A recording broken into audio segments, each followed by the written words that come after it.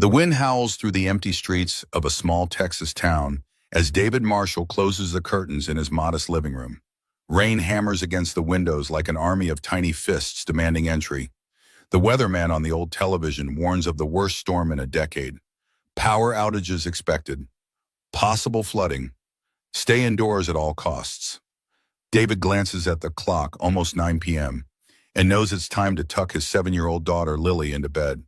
He carries a steaming mug of hot cocoa carefully through the hallway, the rich chocolate aroma fighting against the mustiness of a house that's seen better days. The ceiling leaks in 2 places, with strategically placed buckets catching the rhythmic drips. Sometimes the things that look broken just need someone patient enough to fix them, he whispers to himself, a mantra repeated often since losing his wife 3 years ago. In Lily's room, stuffed animals guard a small desk cluttered with drawings and a half-completed science project. David smiles at the contraption, a makeshift water filter she's building for her class. Even at 7, she shows the same analytical mind that made him a promising software engineer before he stepped back to be a more present father. Lily sits cross-legged on her bed, already in her favorite constellation-patterned pajamas, clutching her worn rabbit plushie.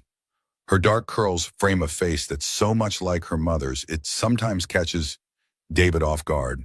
She looks up as he enters, her eyes wide with concern. "Is the storm going to blow our house away, Daddy?" David sets the cocoa on her nightstand and kneels beside her bed. "No, sweetheart. Our house might be small, but it's strong. Like us." Another crack of thunder makes Lily flinch. David gently brushes a strand of hair from her forehead. "Tell me about today's meeting," she says, clearly trying to distract herself. "Did your boss like your idea?" David's smile falters slightly. Just hours ago, he had stood in the sleek conference room at Innovex Technologies, pitching his software solution to streamline their production processes. It had taken months of late nights to perfect. "Well," he says, "Ms. Carter thought it needed more work." The memory flashes vivid in his mind. Emily Carter, the newly appointed CEO, dismantling his presentation point by point in front of the entire team. Her voice cool and precise as a surgeon's scalpel. Her steel blue eyes never betraying a hint of emotion. The other employees had glanced away in second-hand embarrassment as she questioned why she should invest company resources in an untested approach from a mid-level engineer. "Your algorithm seems inefficient," she had stated, flipping through his handout with manicured fingers. "And these projected savings are optimistic at best, delusional at worst." The boardroom had fallen silent. No one challenged Emily Carter, especially not since her meteoric rise from director of operations to CEO in just 5 years. Her reputation for ruthless efficiency had earned her the nickname Ice Queen among the staff, though never within her hearing.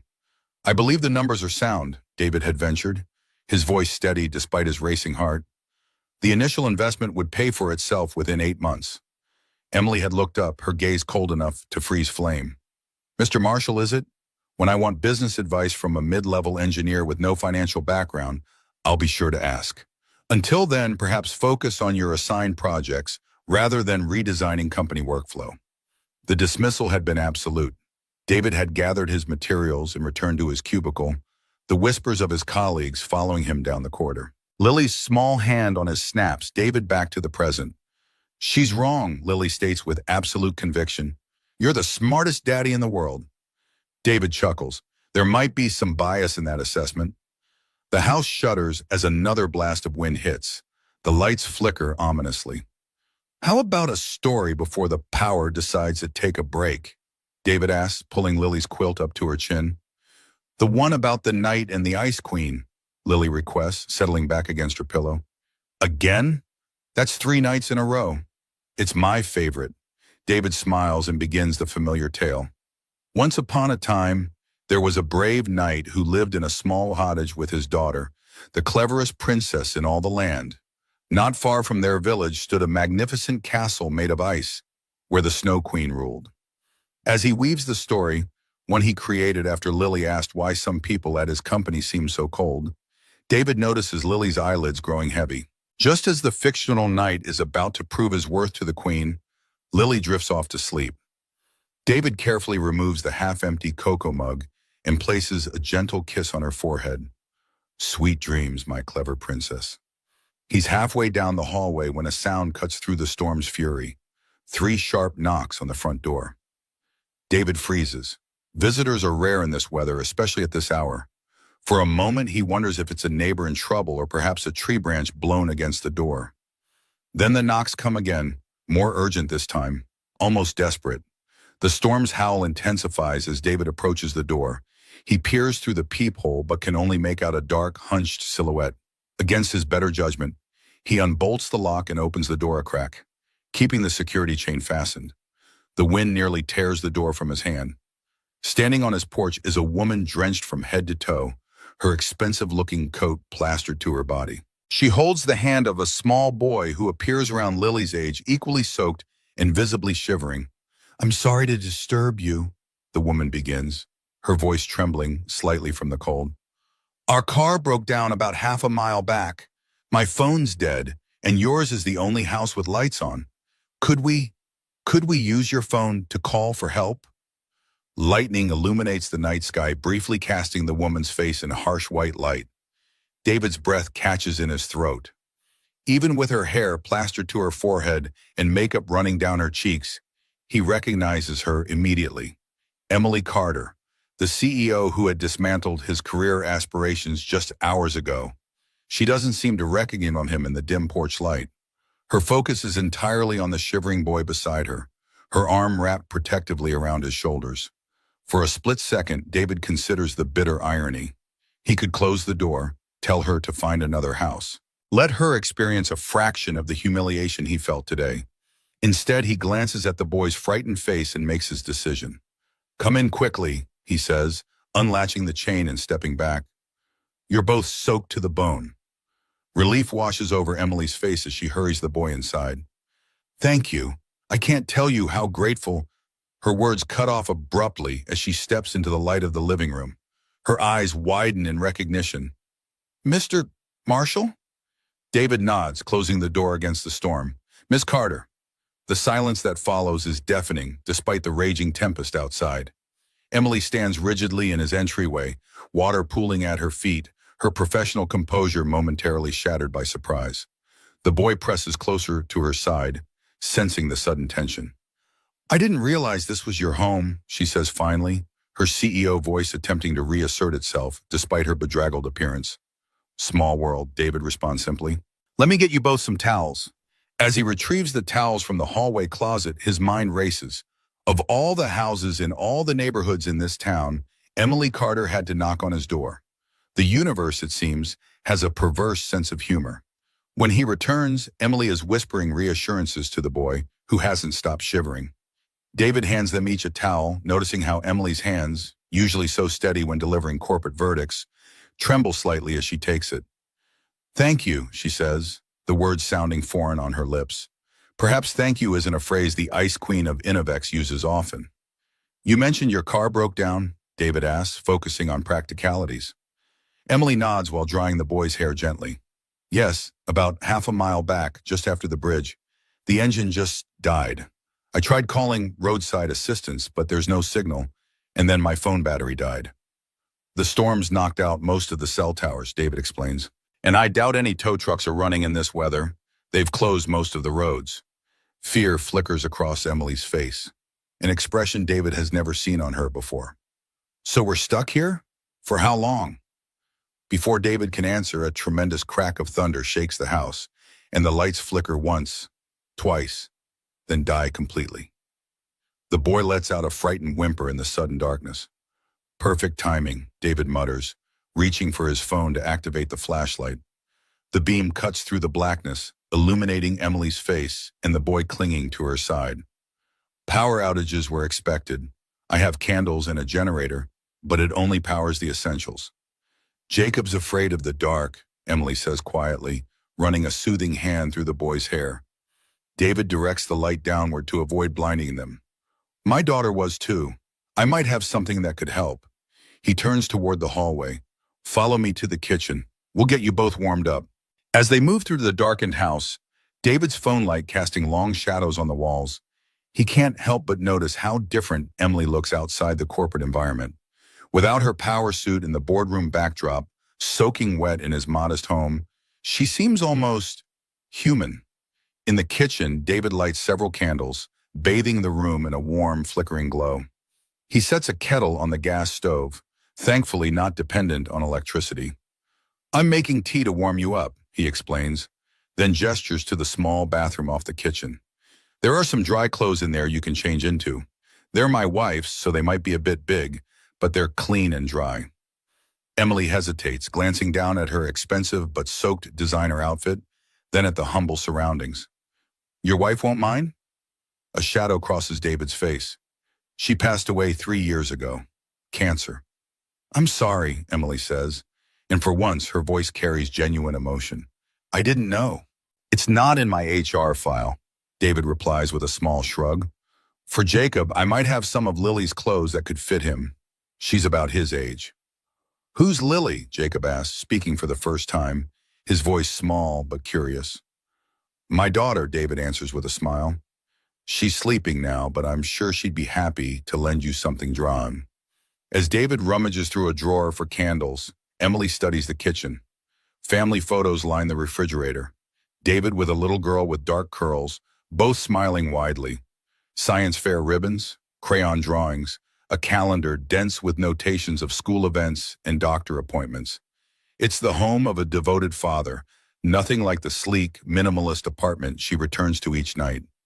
"You have a lovely home," she offers, the platitude sounding hollow even to her ears.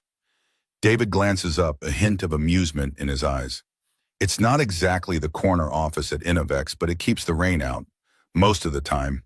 He hands Emily a candle.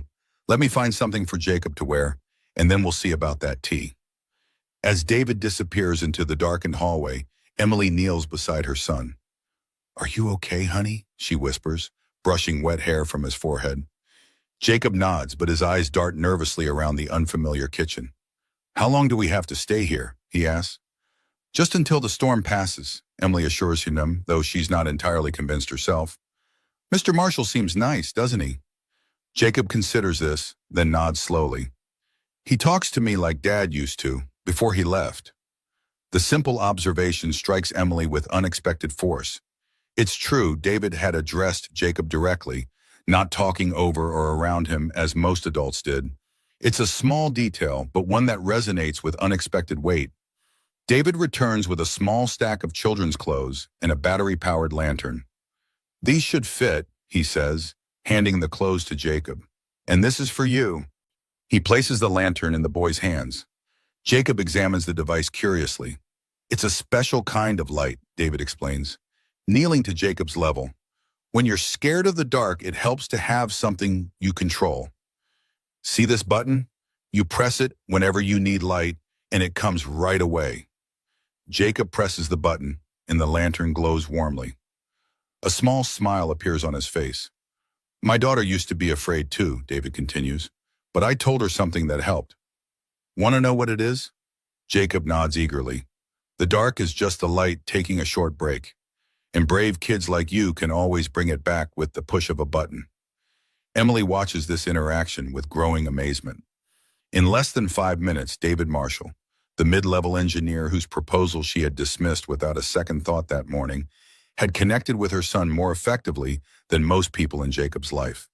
The kettle whistles, startling everyone. David stands and moves to prepare the tea. "You two should change into dry clothes. The bathroom is right through there," he says, nodding toward a door. "I'll have hot drinks ready when you're done." 20 minutes later, the scene in the kitchen has transformed. Jacob sits at the table in borrowed pajamas featuring cartoon dinosaurs, both hands wrapped around a mug of hot chocolate, the magic lantern glowing beside him. Emily, in an oversized sweater and yoga pants, sips tea, her wet hair gathered in a loose ponytail. Her usual perfectly applied makeup is gone, revealing a naturally beautiful face rarely seen by her employees. David sets a plate of cookies on the table. Not exactly a 5-star accommodation, but it's the best I can do on short notice. "It's perfect," Jacob says immediately, reaching for a cookie. "Mom never lets me have cookies this late." Emily raises an eyebrow but doesn't contradict him. Instead, she asks, "Do you think the roads will be clear by morning?" David shakes his head. "Unlikely. The weather service is predicting the storm will intensify overnight and continue through tomorrow. The town's emergency protocols usually mean no road clearing until the worst is past. I have an important meeting tomorrow, Emily says, more to herself than to David. The board members are flying in from New York. I'm afraid they won't be flying anywhere in this weather, David replies. All flights are grounded. Emily looks like she's about to argue but stops herself. This isn't her office where her word is law. This is David Marshall's home, and she is, for all intents and purposes, stranded and at his mercy. I suppose I should call and reschedule, she says, reaching for her phone before remembering it's dead. You can use mine, David offers, sliding his phone across the table. But reception is spotty at best. As Emily attempts to make her calls, David turns to Jacob. So what grade are you in, Jacob? Second, the boy answers, his previous shyness starting to fade. I'm 7. Really? Lily's in 2nd grade too. Maybe you go to the same school? Jacob shakes his head. I go to Westfield Academy. Ah, David nods, understanding. Westfield is the most exclusive private school in the area, with tuition that costs more than his monthly mortgage payment. Lily goes to Oak Ridge Elementary. Is she nice? Jacob asks, genuine curiosity in his voice. I think so, David smiles. But I'm biased. She loves science and building things. She's working on a water filter project right now. Jacob's eyes light up. I like science too. Mom got me a chemistry set for Christmas. But, his voice drops, she doesn't have time to do experiments with me. David notices Emily stiffens slightly at this, but pretends not to see. Well, maybe tomorrow you can see Lily's project. I bet she'd love to show it to you. Emily returns to the table, frustration evident on her face. No signal, she says, pushing the phone back to David. I can't reach anyone. The storm, David explains simply. It happens. Emily runs a hand through her damp hair, a gesture of uncharacteristic uncertainty. I should have listened to the weather reports before deciding to drive back tonight. Were you visiting someone? David asks. My sister, Emily replies.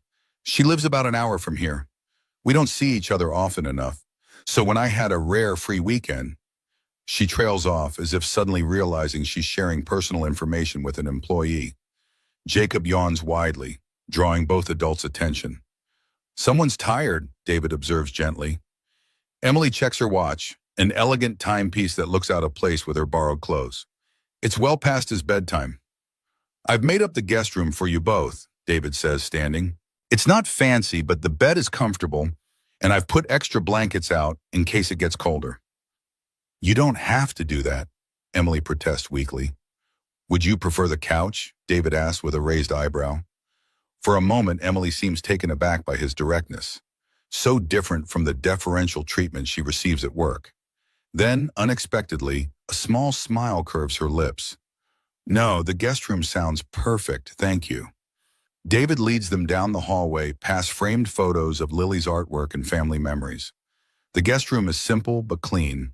A double bed with a patchwork quilt, a small dresser, and a rocking chair by the window. He places additional candles on the dresser and lights them. The bathroom is across the hall. Towels are in the cabinet. If you need anything else, I'm just down at the end of the hallway. Emily stands awkwardly in the center of the room, clutching her damp designer clothes. In the candlelight, with her corporate armor stripped away, she looks younger, almost vulnerable. Mr. Marshall. David, please, he interrupts gently. We're not at the office now. She hesitates, then nods. David, I want to thank you for taking us in, especially after today's meeting. David leans against the door frame, studying her. Would you have done the same? He asks, genuine curiosity in his voice. The question catches Emily off guard. Would she have opened her door to an employee she had publicly criticized just hours earlier? Before she can formulate an answer, Jacob calls from the bed where he's already burrowed under the covers. Mom, can Mr. David tell me a bedtime story, like he does for Lily? Emily looks surprised, then uncertain. She glances at David, who shrugs slightly. I don't mind, he says quietly, if it's okay with you. After a moment's hesitation, Emily nods. That would be nice, thank you. David approaches the bed and sits on its edge. What kind of stories do you like, Jacob? Adventures, the boy answers promptly, with brave heroes. David pretends to consider deeply. I know just the one. As he begins a tale about a young explorer discovering a hidden world beneath his backyard, Emily moves to the rocking chair by the window. The storm continues to rage outside, but in this small room, illuminated by gentle candlelight, there's a peculiar sense of peace. She watches as her son's eyes grow heavy, his small face relaxed in a way she rarely sees anymore. David's voice is soothing, his storytelling animated without being overwhelming. He creates distinct voices for different characters, drawing Jacob deeper into the narrative. Emily finds herself listening just as attentively as her son, caught up in the simple magic of a well-told story. When Jacob finally drifts off to sleep, David quietly finishes the tale and stands. You're good at that, Emily whispers, genuine admiration in her voice. Lots of practice, David responds with a modest smile. Good night, Miss Carter. Emily, she corrects him softly. We're not at the office now. Something passes between them, a small acknowledgement that the normal boundaries have been temporarily suspended by circumstance. David nods once and slips out of the room, leaving Emily alone with her sleeping son and thoughts that are suddenly, unexpectedly complicated. In his own bedroom, David sits on the edge of his bed, the events of the day playing through his mind like a bizarre film. This morning, Emily Carter had been the untouchable CEO, the ice queen who had dismissed months of his work in minutes. Tonight, she's sleeping in his guest room, wearing his late wife's clothes, her carefully constructed corporate persona washed away by the storm. He glances at the photo on his nightstand, himself and Maria before her illness, both smiling on a hiking trip. You wouldn't believe the day I've had, he whispers to the image. With a sigh, he blows out his candle and lies back, listening to the storm's continued assault on the world outside. In the darkness, one thought circles in his mind. Sometimes the things that look broken just need someone patient enough to fix them. The next morning arrives with dim gray light filtering through rain-streaked windows. The storm has weakened slightly, but still drums steadily on the roof. David wakes early, checking the house for damage, and finding, thankfully, only minor leaks. The power remains out, the generator humming steadily to keep the refrigerator and essential circuits running. In the kitchen, he works by daylight and battery-powered lanterns, assembling a simple breakfast. The familiar routine grounds him after the surreal events of the night before. He's mixing pancake batter when a small voice startles him. Good morning. Lily stands in the doorway, her curly hair a wild tangle, clutching her stuffed rabbit. She eyes the pancake preparations with approval. Morning, sweetheart, David smiles. Sleep okay through the storm? Lily nods, then lowers her voice to a conspiratorial whisper. Daddy, there's a boy sleeping in the guest room with the lady. Did they get lost in the storm? David can't help but chuckle at his daughter's matter-of-fact observation. Sort of. Their car broke down nearby and they needed shelter. The boy's name is Jacob, and he's about your age. His mom is... He hesitates, unsure how to explain. Is she your friend? Lily asked innocently. She's someone I work with, David answers carefully. Lily's eyes widen. Is she the ice queen from your stories? David winces. Perhaps those bedtime stories had been a mistake. Lily, that's not a nice thing to call people. Her name is Miss Carter, and she's my boss. She and Jacob will be staying with us until the storm passes. Lily absorbs this information with a thoughtful expression. Does she have ice powers like in the story? No, honey, that's just make-believe. David hands her a small bowl. Want to help stir the blueberries into the batter? Lily eagerly takes over the task, standing on a step stool to reach the counter. As they work together, preparing breakfast, David explains the situation in simple terms. Lily listens attentively, asking occasional questions, but mostly accepting the unexpected guests with the resilience of childhood. They're flipping the first batch of pancakes when Emily appears in the doorway. She's still in the borrowed clothes, her hair pulled back in a simple ponytail. Without makeup and the shield of designer clothes, she looks younger, softer somehow, though the alert intelligence in her eyes remains unchanged. Good morning, she says hesitantly, clearly uncomfortable being seen in such an informal state. Morning, David replies, flipping a pancake with practiced ease.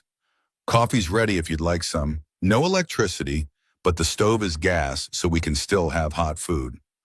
Coffee would be wonderful, Emily admits, moving cautiously into the kitchen as if entering unfamiliar territory. Lily studies the newcomer with undisguised curiosity. "Are you Daddy's boss?" she asks directly. Emily looks startled at the question, glancing at David, who continues cooking with a small, amused smile. "Yes, I suppose I am," she answers finally. Lily nods thoughtfully. "Daddy says you're very smart, but sometimes you forget to listen." "Lily," David warns gently, but there's no real admonishment in his tone. Emily's eyebrows rise, but instead of the cool dismissal David half expects, a surprising laugh escapes her, a genuine sound he's never heard at the office. "That's probably fair," she admits, accepting the mug of coffee David offers. "And you must be Lily. Your father talks about you a lot." "Really?" Lily seems pleased by this. "What does he say?" "That you're very clever," Emily responds, taking a sip of coffee, "and that you're building a water filter for your science project." Lily beams. "Do you want to see it? It's almost done." Before Emily can answer, Jacob appears in the doorway, hair rumpled from sleep, still in the borrowed dinosaur pajamas. He hovers uncertainly until Lily notices him. "Hi, I'm Lily. Want some pancakes? My dad makes the best ones." Jacob looks to his mother for guidance. Emily nods encouragingly, and he steps fully into the kitchen. "I'm Jacob," he says quietly. "I know," Lily responds cheerfully. "My dad told me. He said your car broke in the storm and you had to stay here. Do you like dinosaurs? Your pajamas have them." Jacob glances down at his borrowed clothes and nods. "I have a whole collection at home." "Cool, I have a microscope. Want to see it after breakfast?" The simple, direct friendship approach of children breaks the ice more effectively than any adult small talk. Within minutes, Lily and Jacob are chatting about school and dinosaurs and favorite foods, the strangeness of the situation forgotten in the way only children can manage. David and Emily exchange a glance over their coffee mugs, a brief, unspoken acknowledgement of the unexpected ease between their children. For a moment, they're not CEO, an employee, but simply parents, sharing the universal experience of watching their children navigate the world. Breakfast unfolds with surprising naturalness. Lily dominates the conversation, drawing Jacob out of his shell with questions and observations. David keeps the pancakes coming, and even Emily relaxes incrementally, the rigid posture of the boardroom softening in the warmth of the family kitchen. As they finish eating, Lily turns to Jacob with excitement. "Want to see my science project now? It's in my room." Jacob looks to his mother, who nods permission. The two children scamper off, leaving the adults alone in a suddenly quiet kitchen. Emily traces the rim of her coffee mug with one finger. "Your daughter is quite something." "She's never met a stranger," David agrees, gathering plates. "Just jumps right into friendship with both feet." "Jacob isn't usually so open," Emily admits. "He's quite shy at school. The teachers say he has trouble connecting with other children." David considers this as he rinses dishes in the sink. Sometimes kids just need the right person to bring them out of their shell. A comfortable silence falls between them, punctuated only by the sounds of the ongoing storm and distant childish laughter from Lily's room. It's a strange domestic tableau, so far removed from their professional relationship that it almost feels like they're different people entirely. Emily moves to help with the dishes, a gesture that clearly surprises David. "You don't have to do that," he says. "I'm not completely helpless," she responds with a hint of defensiveness, then softens. "Though I admit I don't do much housework. My housekeeper comes 3 times a week." David hands her a towel. "No housekeepers here, just me and Lily against the dirty dishes." As they work side by side in the simple task, Emily glances around the modest kitchen. Family photos, children's artwork, a home well-loved but showing signs of financial strain. Small repairs put off, appliances that have seen better days. "How do you do it?" she asks suddenly. "Work full-time and raise her alone?" David considers the question seriously. "One day at a time," he answers finally. "Some days better than others. We have a routine. It's not perfect, but it works for us." "But the late meetings, the overtime, how do you manage?" "I don't," David says simply. "I leave at 5 every day to pick her up from after-school care. The work waits. Lily doesn't. That's why I haven't advanced much in the company," he adds without bitterness. Hard to climb the corporate ladder when you won't stay for the after-hours networking. Emily absorbs this, her expression thoughtful. That's why you developed that workflow automation system? The one you presented yesterday? David nods, surprised she remembered the details. It would reduce overtime for the entire department. More efficiency during regular hours means more time with our families. I thought it was just about cost cutting, Emily admits. That too, David acknowledges, but not everything valuable can be measured on a balance sheet. Before Emily can respond, her attention is caught by something on the refrigerator. A drawing partially hidden beneath a school calendar. She moves closer, studying the childish artwork. It's a crayon drawing of a woman with an exaggerated frown, blue lines shooting from her eyes, surrounded by smaller figures cowering in fear. At the top, in a child's uneven lettering, the Ice Queen. Emily's expression freezes. David follows her gaze and immediately looks mortified. I'm sorry, he says quickly, reaching to remove the drawing. Lily has an active imagination. I should have... No, Emily interrupts, her voice unnaturally controlled. It's accurate enough. She turns away, her posture once again the rigid CEO from the boardroom. The brief moment of connection evaporates like morning mist. David watches her retreat emotionally, mentally kicking himself. Emily, it's just a child's drawing. Lily doesn't even know you. But you do, Emily replies coolly. Clearly you've shared your workplace opinions at home. It's not like that, David protests. I tell Lily stories sometimes, fairy tales based on, well, yes, sometimes inspired by work. But they're just stories. Emily's eyes meet his, challenging. And I'm the villain? The question hangs in the air between them, loaded with more weight than its simple words suggest. Before David can formulate a response that won't make things worse, a crash from the living room interrupts them, followed by Jacob's alarmed cry. Both adults rush to investigate.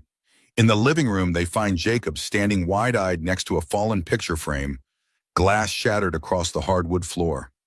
Lily is already kneeling with a small dustpan, carefully collecting shards. I'm sorry, Jacob whispers, his voice trembling. I didn't mean to. I was just looking. Emily immediately moves to her son, her professional mask dropping in an instant. Are you hurt? Did you cut yourself? Jacob shakes his head, tears welling in his eyes. I was just looking at the pictures. David kneels to help Lily with the cleanup. It's okay, buddy. Accidents happen. The fallen frame contains a wedding photo, David and a beautiful woman with Lily's curls, both radiant with happiness. Jacob watches anxiously as David carefully removes the photo from the broken glass. Is that Lily's mom?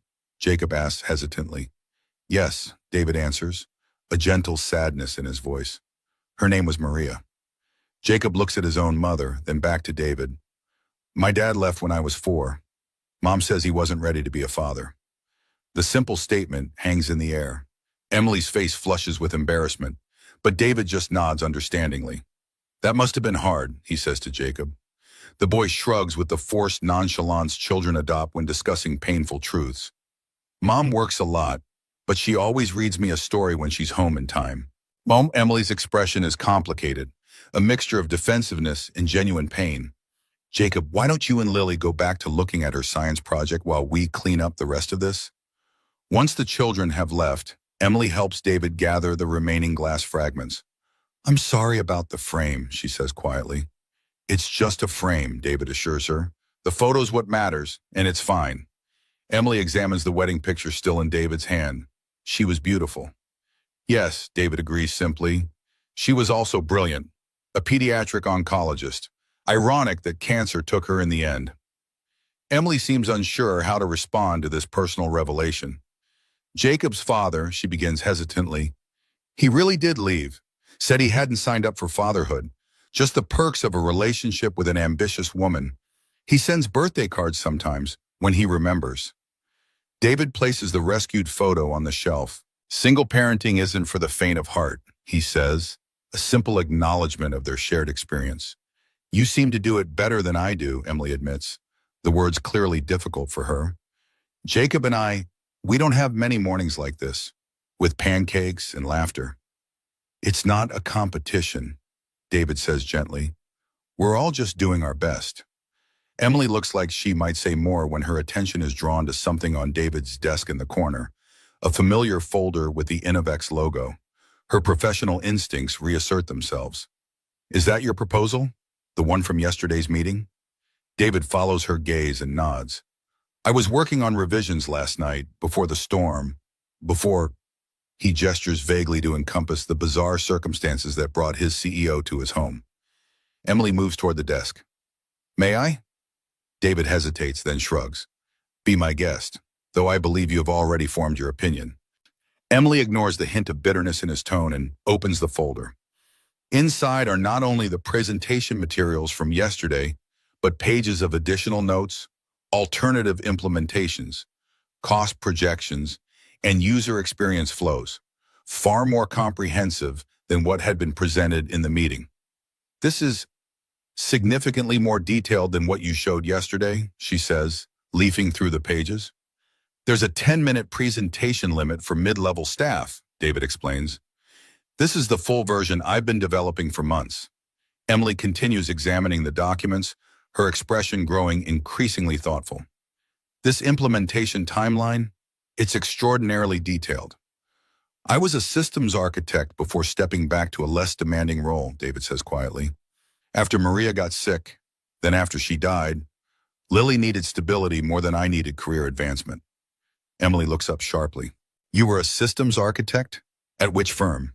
Nexus Technologies. I led their banking solutions team for 3 years. Emily's eyebrows rise. Nexus is a major player in the industry. Working there as a team lead would have put David on a fast track to executive positions. Walking away from that kind of trajectory is almost unheard of in their competitive field. You could have mentioned that in your interview at Innovex, she says. David shrugs. The position I applied for didn't require that level of experience.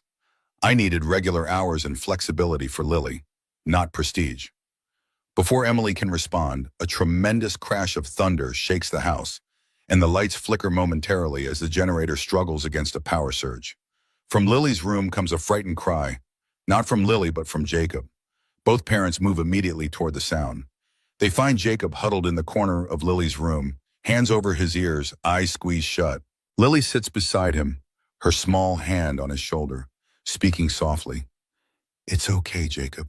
It's just the sky-moving furniture. That's what my dad says. Emily kneels beside her son, concern etched on her face.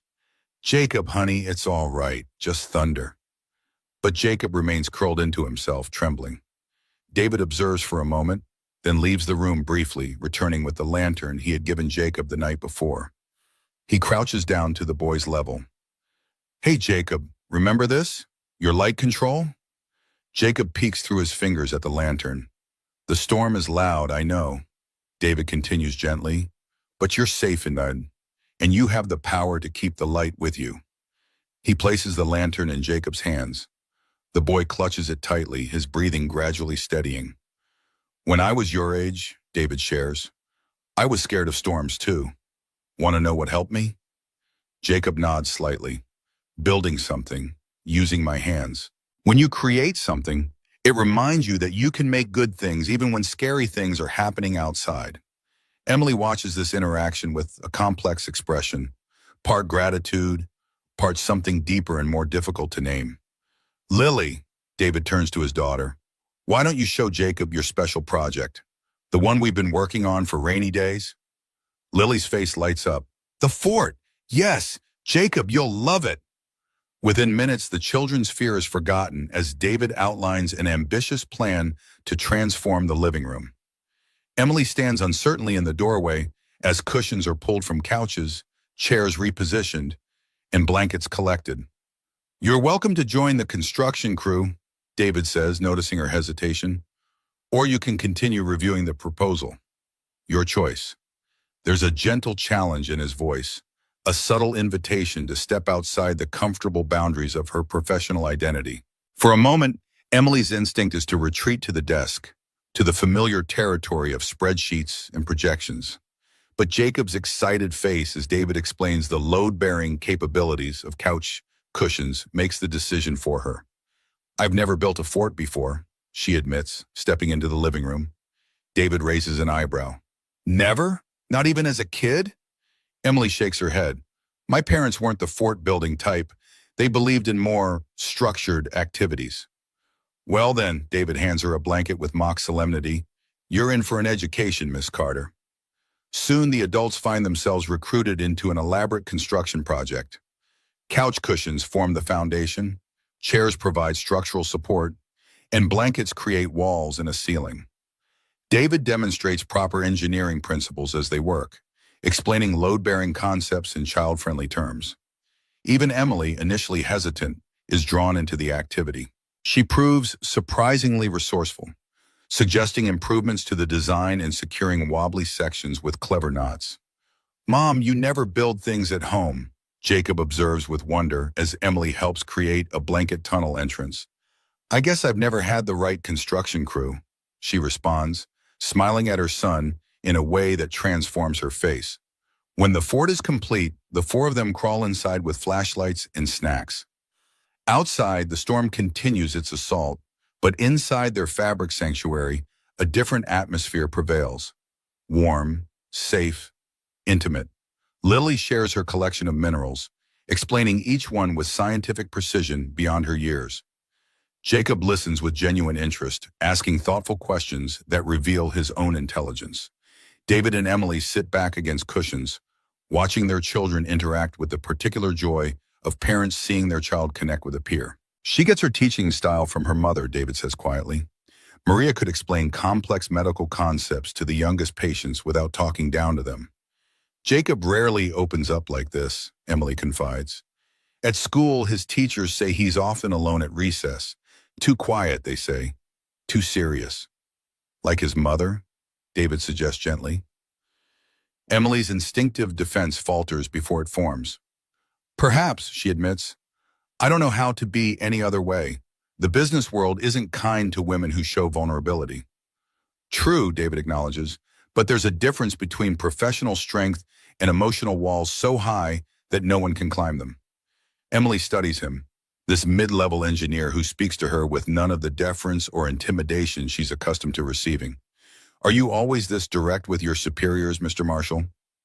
A small smile plays at the corner of David's mouth. Only when they're sitting in my blanket fort wearing my late wife's yoga pants, Miss Carter.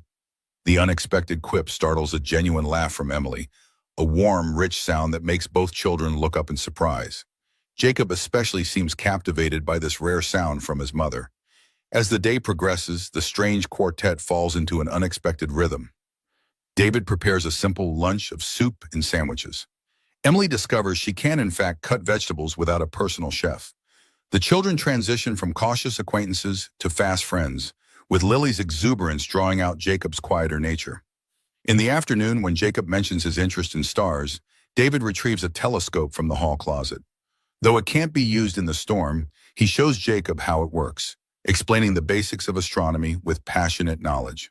Emily watches from the kitchen doorway as her son absorbs every word, his eyes bright with the joy of having an attentive male figure speak to him about his interests.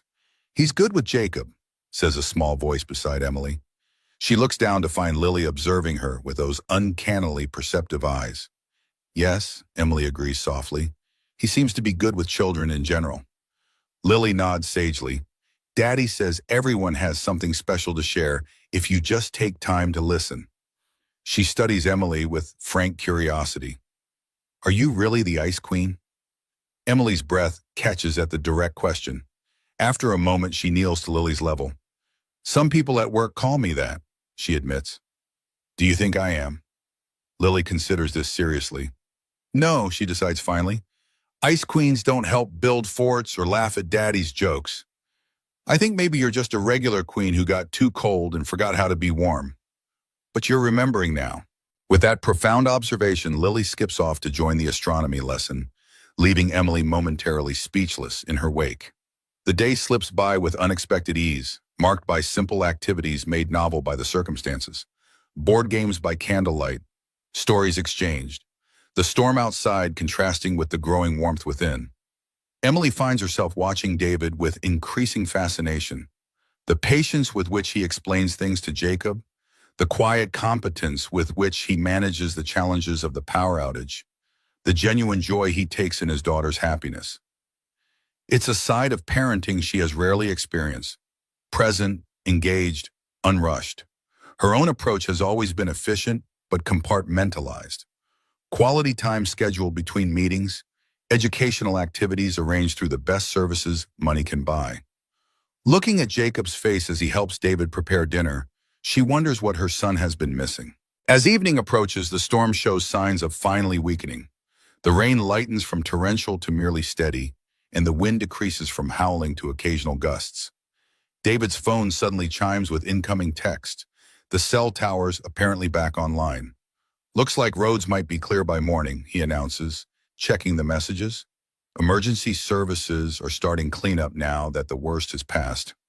Emily receives the news with visible relief, though perhaps not as enthusiastically as might have been expected 24 hours earlier.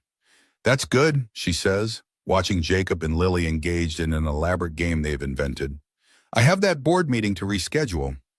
The mention of work seems to reset something between them, a reminder of their actual relationship as CEO and employee, so easily forgotten in the domestic bubble of the storm. Right, David nods, his tone cooling slightly. Back to reality. They prepare dinner together in a more subdued atmosphere, the inevitable return to their normal lives hanging between them like an unspoken question.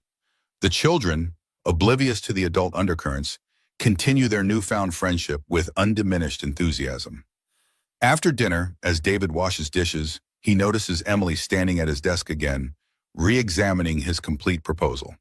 The sight of her in borrowed casual clothes, studying work documents with intense concentration, creates a strange juxtaposition, as if two separate worlds have temporarily merged.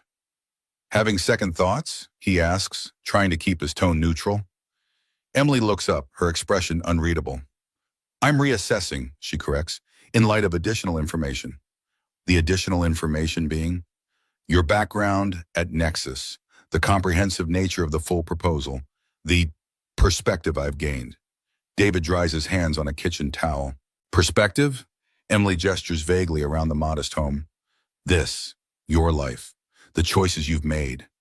She hesitates, then adds more quietly, the kind of father you are. Before David can respond, the lights suddenly flicker, then come on fully at 3. The power finally restored. Jacob cheers from the living room, and Lily does a little victory dance. Perfect timing, David remarks, though his eyes remain on Emily, trying to decipher the complex emotions playing across her usually guarded face. The evening transitions into bedtime routines. The children brush teeth and change into pajamas. Jacob again requests a story from David, and Emily again watches from the rocking chair as her son is transported by simple words woven into magic. When both children are asleep, Lily in her room, Jacob in the guest room, David and Emily find themselves alone in the living room, the blanket fort still standing as a monument to the day's unexpected adventures. Wine, David offers, retrieving a bottle from a small rack. Not exactly CEO quality, I'm afraid. Wine would be nice, Emily accepts, settling onto the couch. Though I think we firmly established I'm not always the CEO. David pours 2 glasses and sits at the opposite end of the couch, a respectful distance between them. For a moment, they simply sip in silence, the strangeness of their situation hanging in the air. Why didn't you fight for your proposal in the meeting? Emily asked suddenly. You backed down almost immediately when I challenged it. David considers the question. Would it have made a difference? Possibly. I respect conviction. In my experience, David says carefully, trying to change the mind of someone who's already decided rarely works in the moment. Better to regroup and try a different approach later. Is that what you were doing with the revisions I found? Emily asks, preparing for another attempt. David nods. I believe in the project. It would make a real difference for the team. For you, Emily clarifies, so you could spend more time with Lily. For everyone, David corrects gently. Did you know Mark in accounting missed his daughter's dance recital 3 times this year because of month-end closes? Or that Sarah from marketing sleeps at the office during product launches? We talk about work-life balance in company meetings, but the systems don't support it. Emily sips her wine thoughtfully. You see things differently than most of the executives. Because I'm not one of them, David says simply. I'm just trying to do good work and be a good father. Sometimes those goals conflict in our current setup. And you chose being a good father, Emily observes, no judgment in her tone. Every time, David confirms without hesitation. Emily stares into her wine glass, her expression distant. Jacob's father made the opposite choice. Career advancement, freedom, no restraints. He's a VP at Goldman Sachs now. And you? David asked carefully. Which choice did you make? The question hangs between them, weighted with implication. Emily's gaze shifts to the hallway where her son sleeps. I told myself I didn't have to choose, she answers finally. That I could be the perfect mother and the perfect CEO. That Jacob would understand the importance of my work. Her voice drops almost to a whisper. I think I've been lying to myself.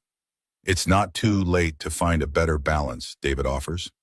Emily meets his eyes directly. Is that what your proposal is really about? Balance? Isn't that what everyone wants? David counters. To do meaningful work without sacrificing the relationships that give that work purpose? A contemplative silence falls between them, punctuated only by the occasional rumble of distant thunder as the storm moves away. In this quiet moment, they are not CEO and employee, but simply two single parents, navigating the complicated waters of career and family, finding unexpected common ground in a stranger's living room. I should look at your full proposal again, Emily says finally, properly this time. I'd appreciate that, David responds, a cautious hope in his voice.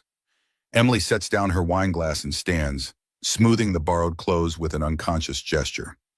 Thank you, she says formally, for your hospitality, for being kind to Jacob, she struggles momentarily with the words, for showing me another perspective.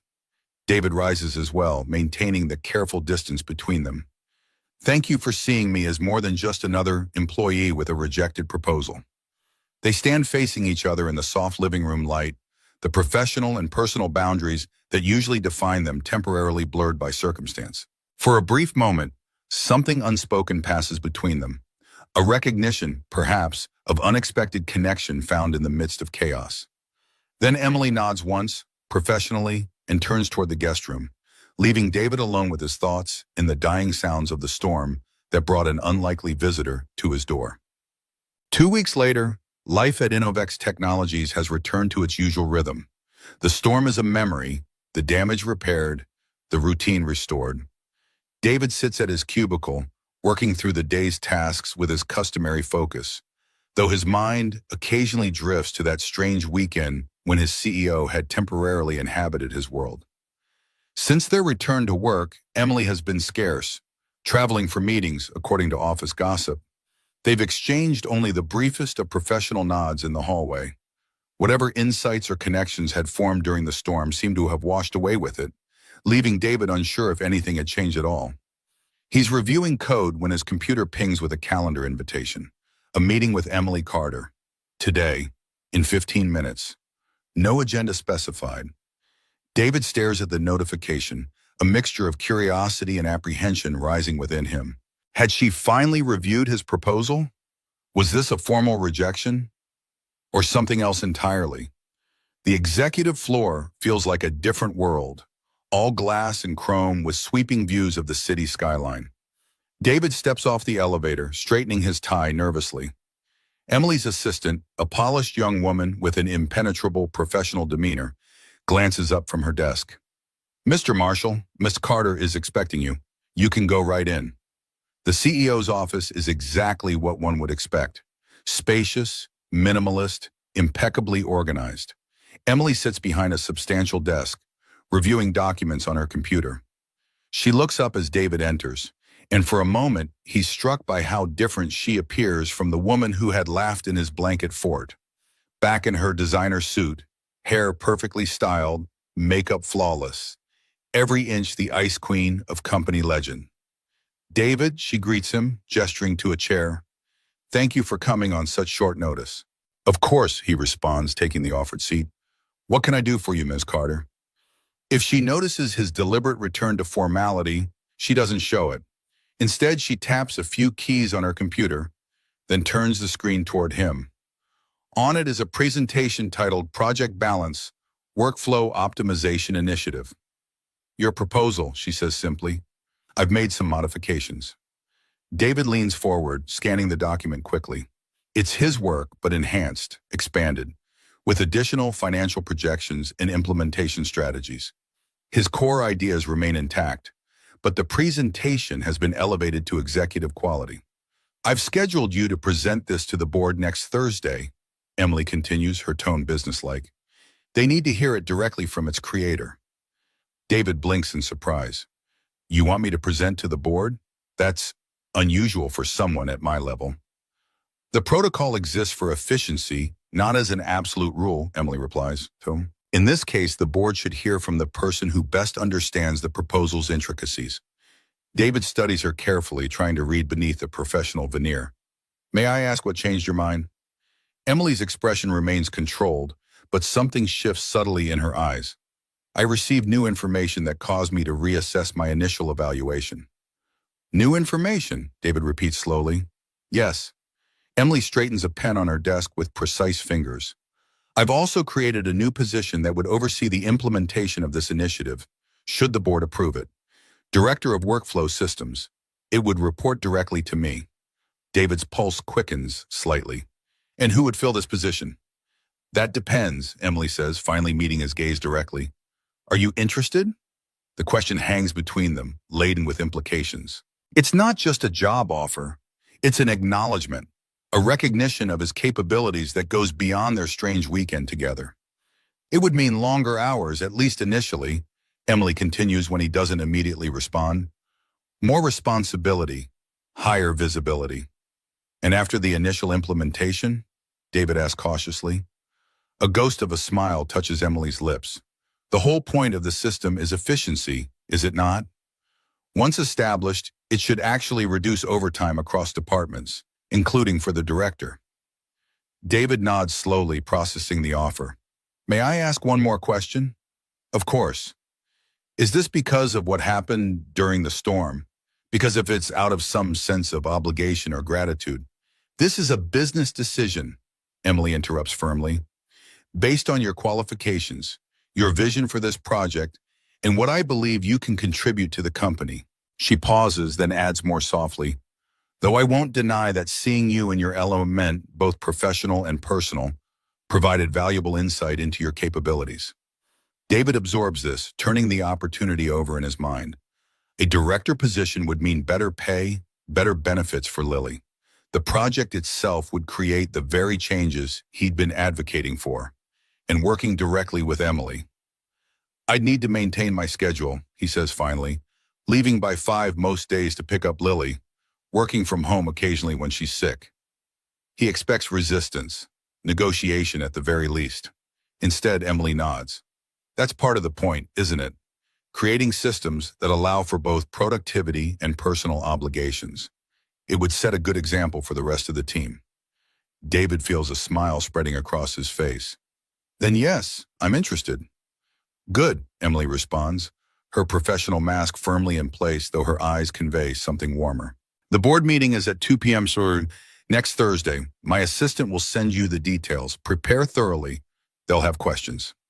I will, David promises, standing to leave, recognizing the dismissal in her tone. As he reaches the door, Emily speaks again. One more thing, David. He turns back. Yes? Jacob has been asking about Lily. For the first time in the conversation, Emily's composure slips slightly. He doesn't have many friends, and they seem to connect. David nods, understanding the unspoken question. Lily's been asking about him too.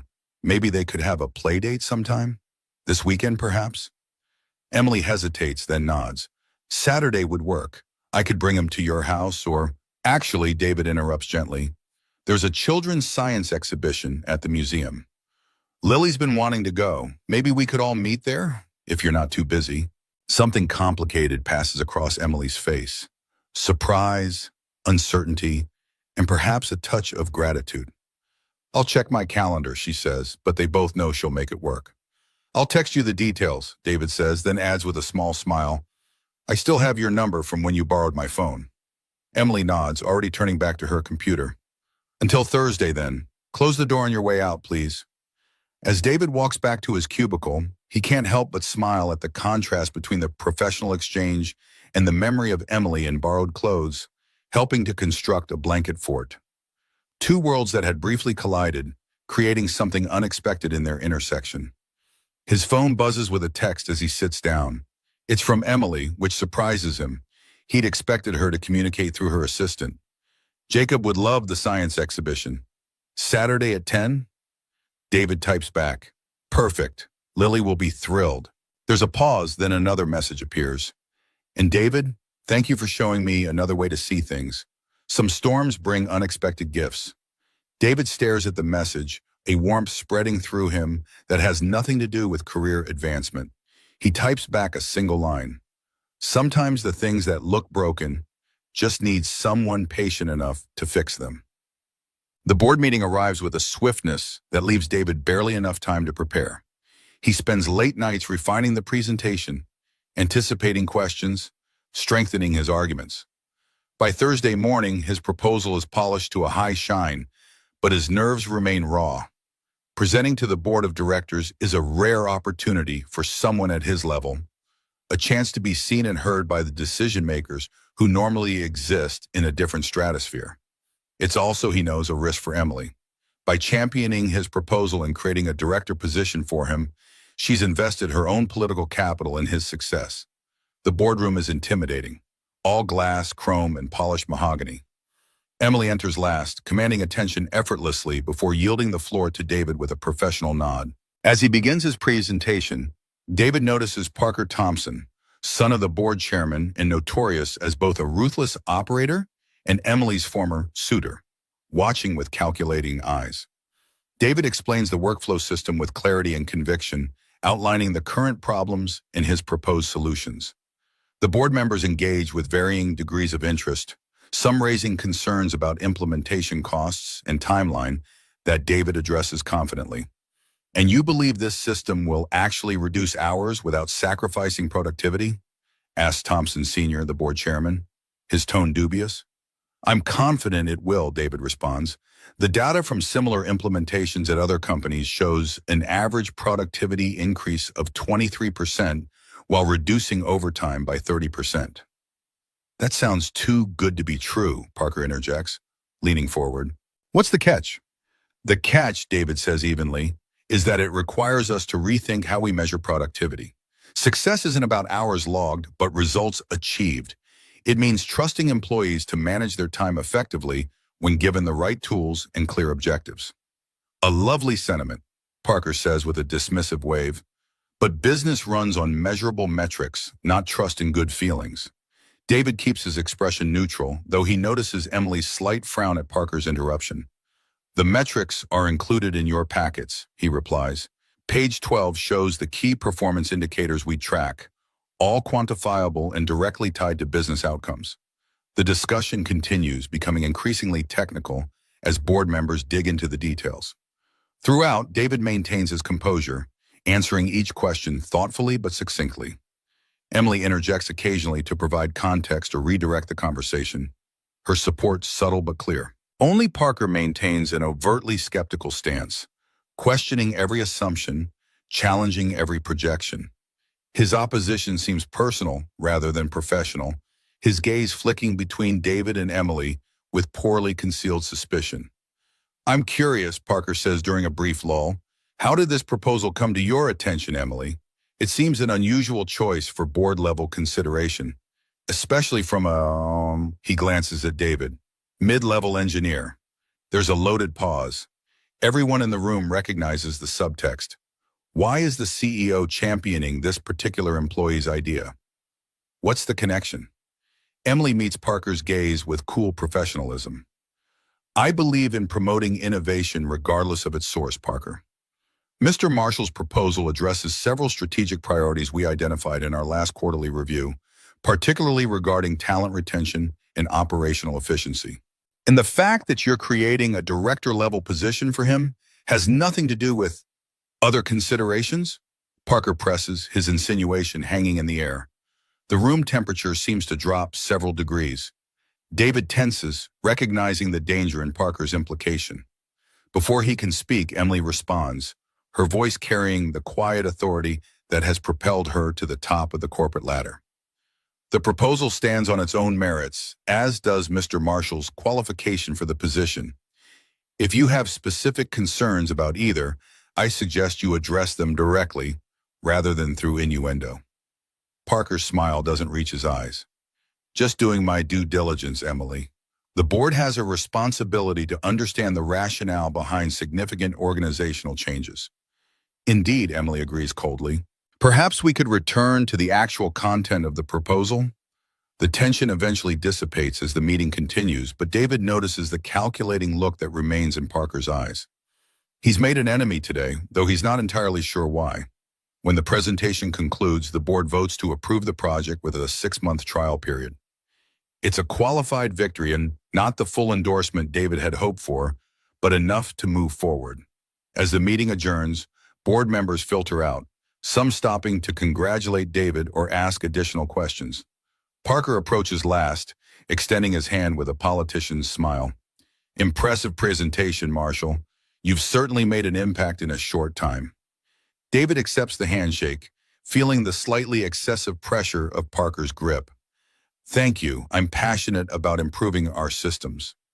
Yes, I can see that. Parker glances toward Emily, who is engaged in conversation with another board member. Word of advice: be careful about mixing business with other interests. Corporate politics can be unforgiving.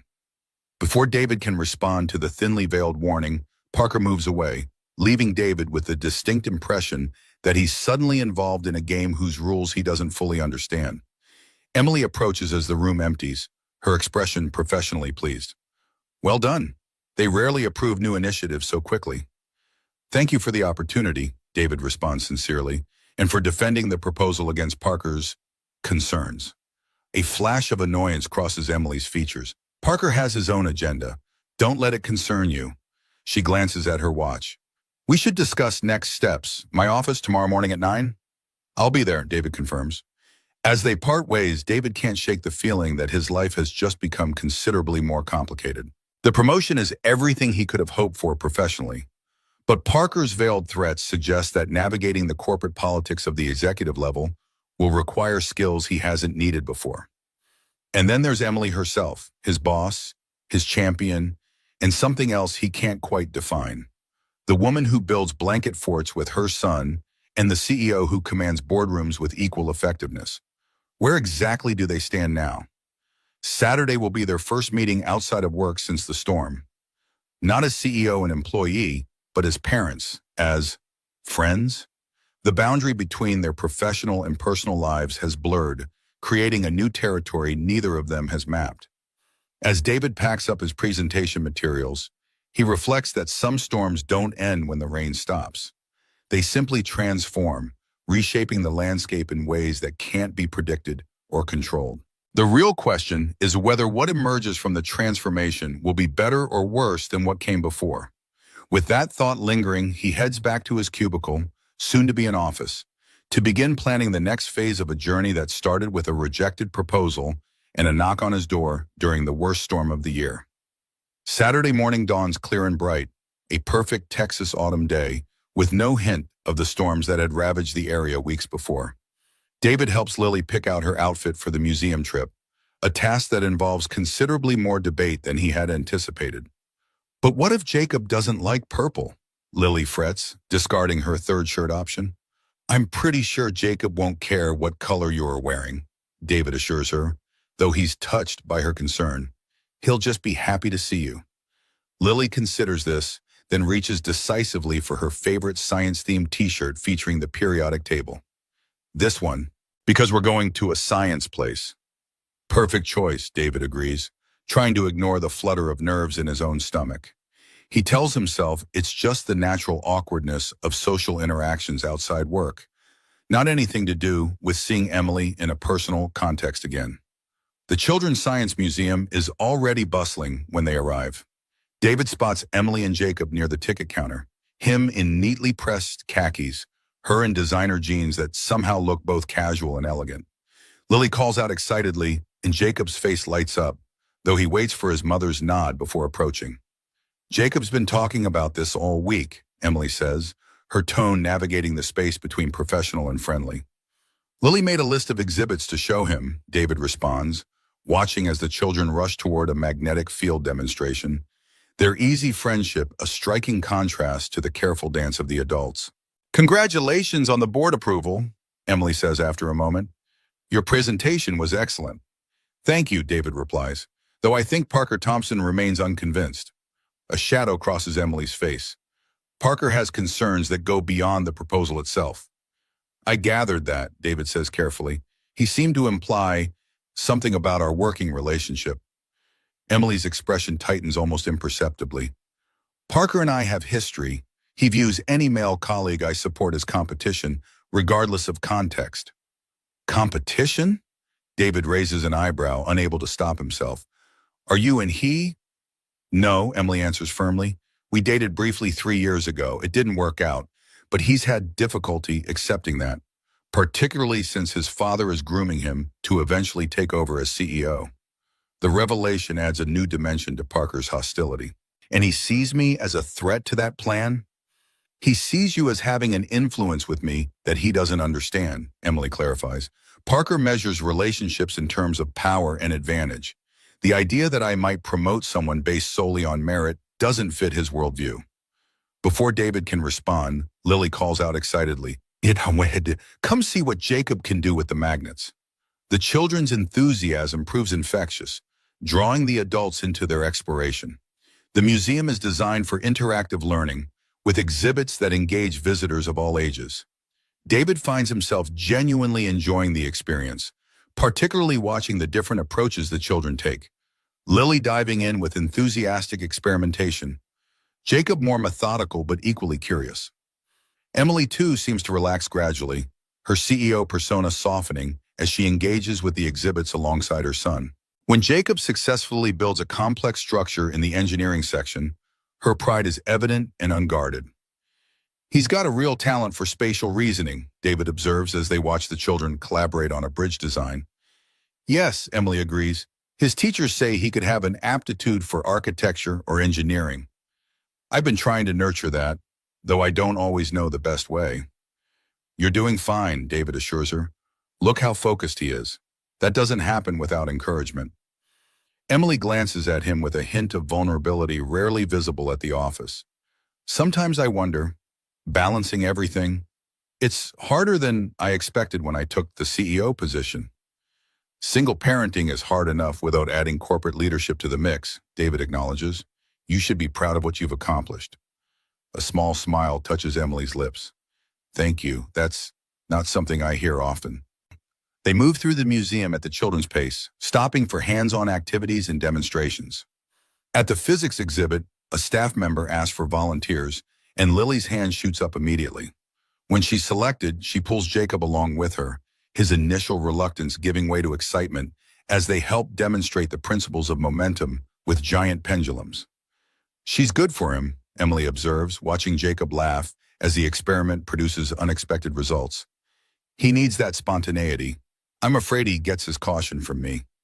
And she could use some of his thoughtfulness, David responds. They balance each other. The comment hangs between them, layered with meaning that extends beyond their children. For a moment, they simply stand side by side, watching the interaction with shared parental pride that transcends their complicated professional relationship.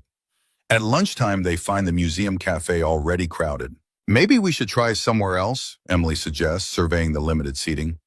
There's a park across the street with picnic tables, David offers. We could grab sandwiches from that deli on the corner. The idea of an impromptu picnic seems to surprise Emily slightly, as if spontaneous outdoor dining isn't part of her usual repertoire, but she nods agreement. The park provides a welcome respite from the museum's energy. Under a sprawling oak tree, they spread out their simple meal, while the children chatter about their favorite exhibits. David notices that Emily has relaxed visibly since the morning, her posture less rigid, her smiles coming more easily. I don't do this often enough, she admits quietly while the children are distracted by a passing dog. Just unstructured time with Jacob. There's always another meeting, another crisis, another deadline. It's never easy to balance, David acknowledges. After Maria died, I swung too far in the other direction for a while, so focused on being there for Lily that my work suffered. I'm still trying to find the middle ground. Is that why you developed the workflow system? To find that balance? David nods. Originally, yes. It started as a selfish project. How could I be more efficient at work to have more time at home? Then I realized I wasn't the only one struggling with it. Emily watches Jacob, who is now showing Lily how to make a paper airplane from a napkin. I keep telling myself that my work benefits him in the long run. Financial security, opportunities, a role model of female leadership. But days like today make me wonder if I've been rationalizing too much. You don't have to choose, David says gently. That's the whole point. Good systems should support whole lives, not force impossible choices. Emily meets his gaze, something vulnerable and questioning in her eyes. Before she can respond, Jacob approaches with his carefully constructed paper airplane. Mom, watch, he calls, launching the creation with surprising skill. The plane soars in a perfect arc before landing several yards away. Lily applauds enthusiastically, then grabs another napkin, determined to create her own version. The moment between the adults passes, but something has shifted subtly. A deeper understanding, perhaps, or the recognition of shared values beneath their different approaches to life. After lunch, they return to the museum for the robotics demonstration, the highlight of the day's schedule. The children sit cross-legged at the front of the audience area, completely absorbed in the presentation. David and Emily find seats just behind them, close enough to supervise but giving the kids their independence. I've been meaning to ask, Emily says quietly as they wait for the show to begin. How is the transition to the new position going? Any issues I should be aware of? Smooth so far, David responds, appreciating her directness. The team seems receptive to the changes, though I've noticed some of Parker's allies watching the project with particular interest. Emily frowns slightly. Have there been any direct interferences? Nothing concrete, just a feeling of being under scrutiny. Let me know if that changes, Emily says, her tone shifting momentarily to that of the CEO. This project is too important to be derailed by office politics. David nods, then hesitates before asking, is it going to be a problem? Us being here together today? Emily considers the question carefully. It shouldn't be. Colleagues with children socialize occasionally. There's nothing inappropriate about it. She pauses, then adds more quietly, but perception matters in leadership positions. We should be mindful. The robotics demonstration begins before David can respond, the presenter capturing everyone's attention with a small humanoid robot that can respond to voice commands. The children are enthralled, especially when volunteers are invited to program simple instructions for the robot to follow. When Jacob is selected, his face shows a mixture of excitement and anxiety. He looks back at his mother, who gives him an encouraging nod. David notices the tension in Emily's posture, the universal parental concern of wanting your child to succeed while fearing their disappointment. Jacob approaches the robot with careful concentration, listening intently to the instructor's guidance. When he successfully programs a complex sequence that makes the robot dance, his face illuminates with pride. Emily's relief and joy are palpable, her usual reserve completely forgotten as she applauds her son's achievement. It's these unguarded moments, David realizes, that reveal the person behind the professional facade, the mother who feels every triumph and uncertainty alongside her child, despite the controlled image she presents to the world.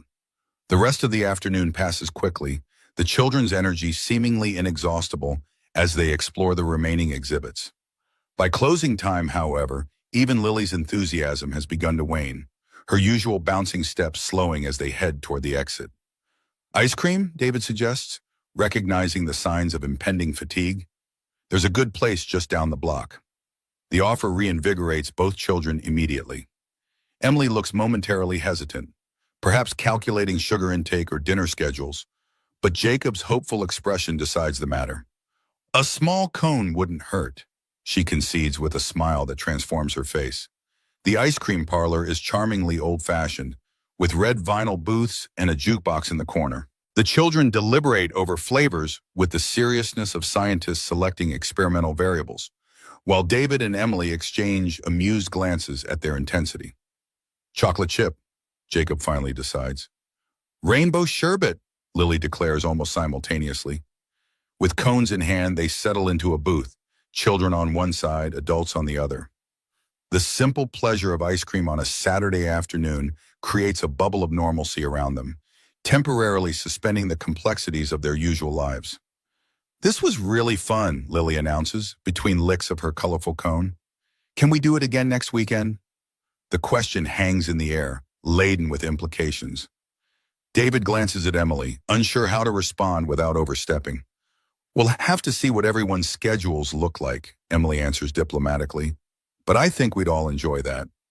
Jacob nods enthusiastically, a rare show of animation from the usually reserved boy. Could we go to the aquarium next time? They have shark feedings on Saturdays. Sharks! Lily's eyes widen with excitement.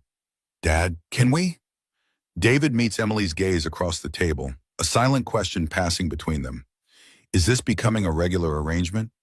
Are they creating expectations in their children that might be complicated to fulfill? Yet the hope in both children's faces makes it difficult to hedge. The aquarium sounds great, David says finally, if it works with your mom's schedule. I'll make it work, Emily responds with unexpected firmness, then adds more softly, some things are worth rearranging priorities for.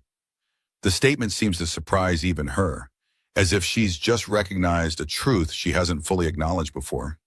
David finds himself studying her face, trying to read beneath the careful composure. There's something shifting in Emily Carter, subtle but unmistakable, like ice beginning to thaw under persistent sunlight. As they finish their ice cream and prepare to part ways, the children exchange elaborate goodbyes that involve secret handshakes apparently developed during their museum exploration. David and Emily watch with the bemused expressions of parents witnessing the mysterious social rituals of childhood. Thank you for today, Emily says when they have a moment of relative privacy. Jacob hasn't been this animated in, well, a very long time. Lily had a wonderful time too, David responds. She's already planning their aquarium adventure in detail, I can tell. A brief silence falls between them, not uncomfortable but full of unspoken thoughts. They've crossed a line today, moving from colleagues who experienced an unusual circumstance together to something more intentional. Friends, co-parents of suddenly inseparable children? The definition remains unclear. About the office, Emily says finally, her tone careful. It might be best if we maintain our usual professional boundaries there, for clarity's sake.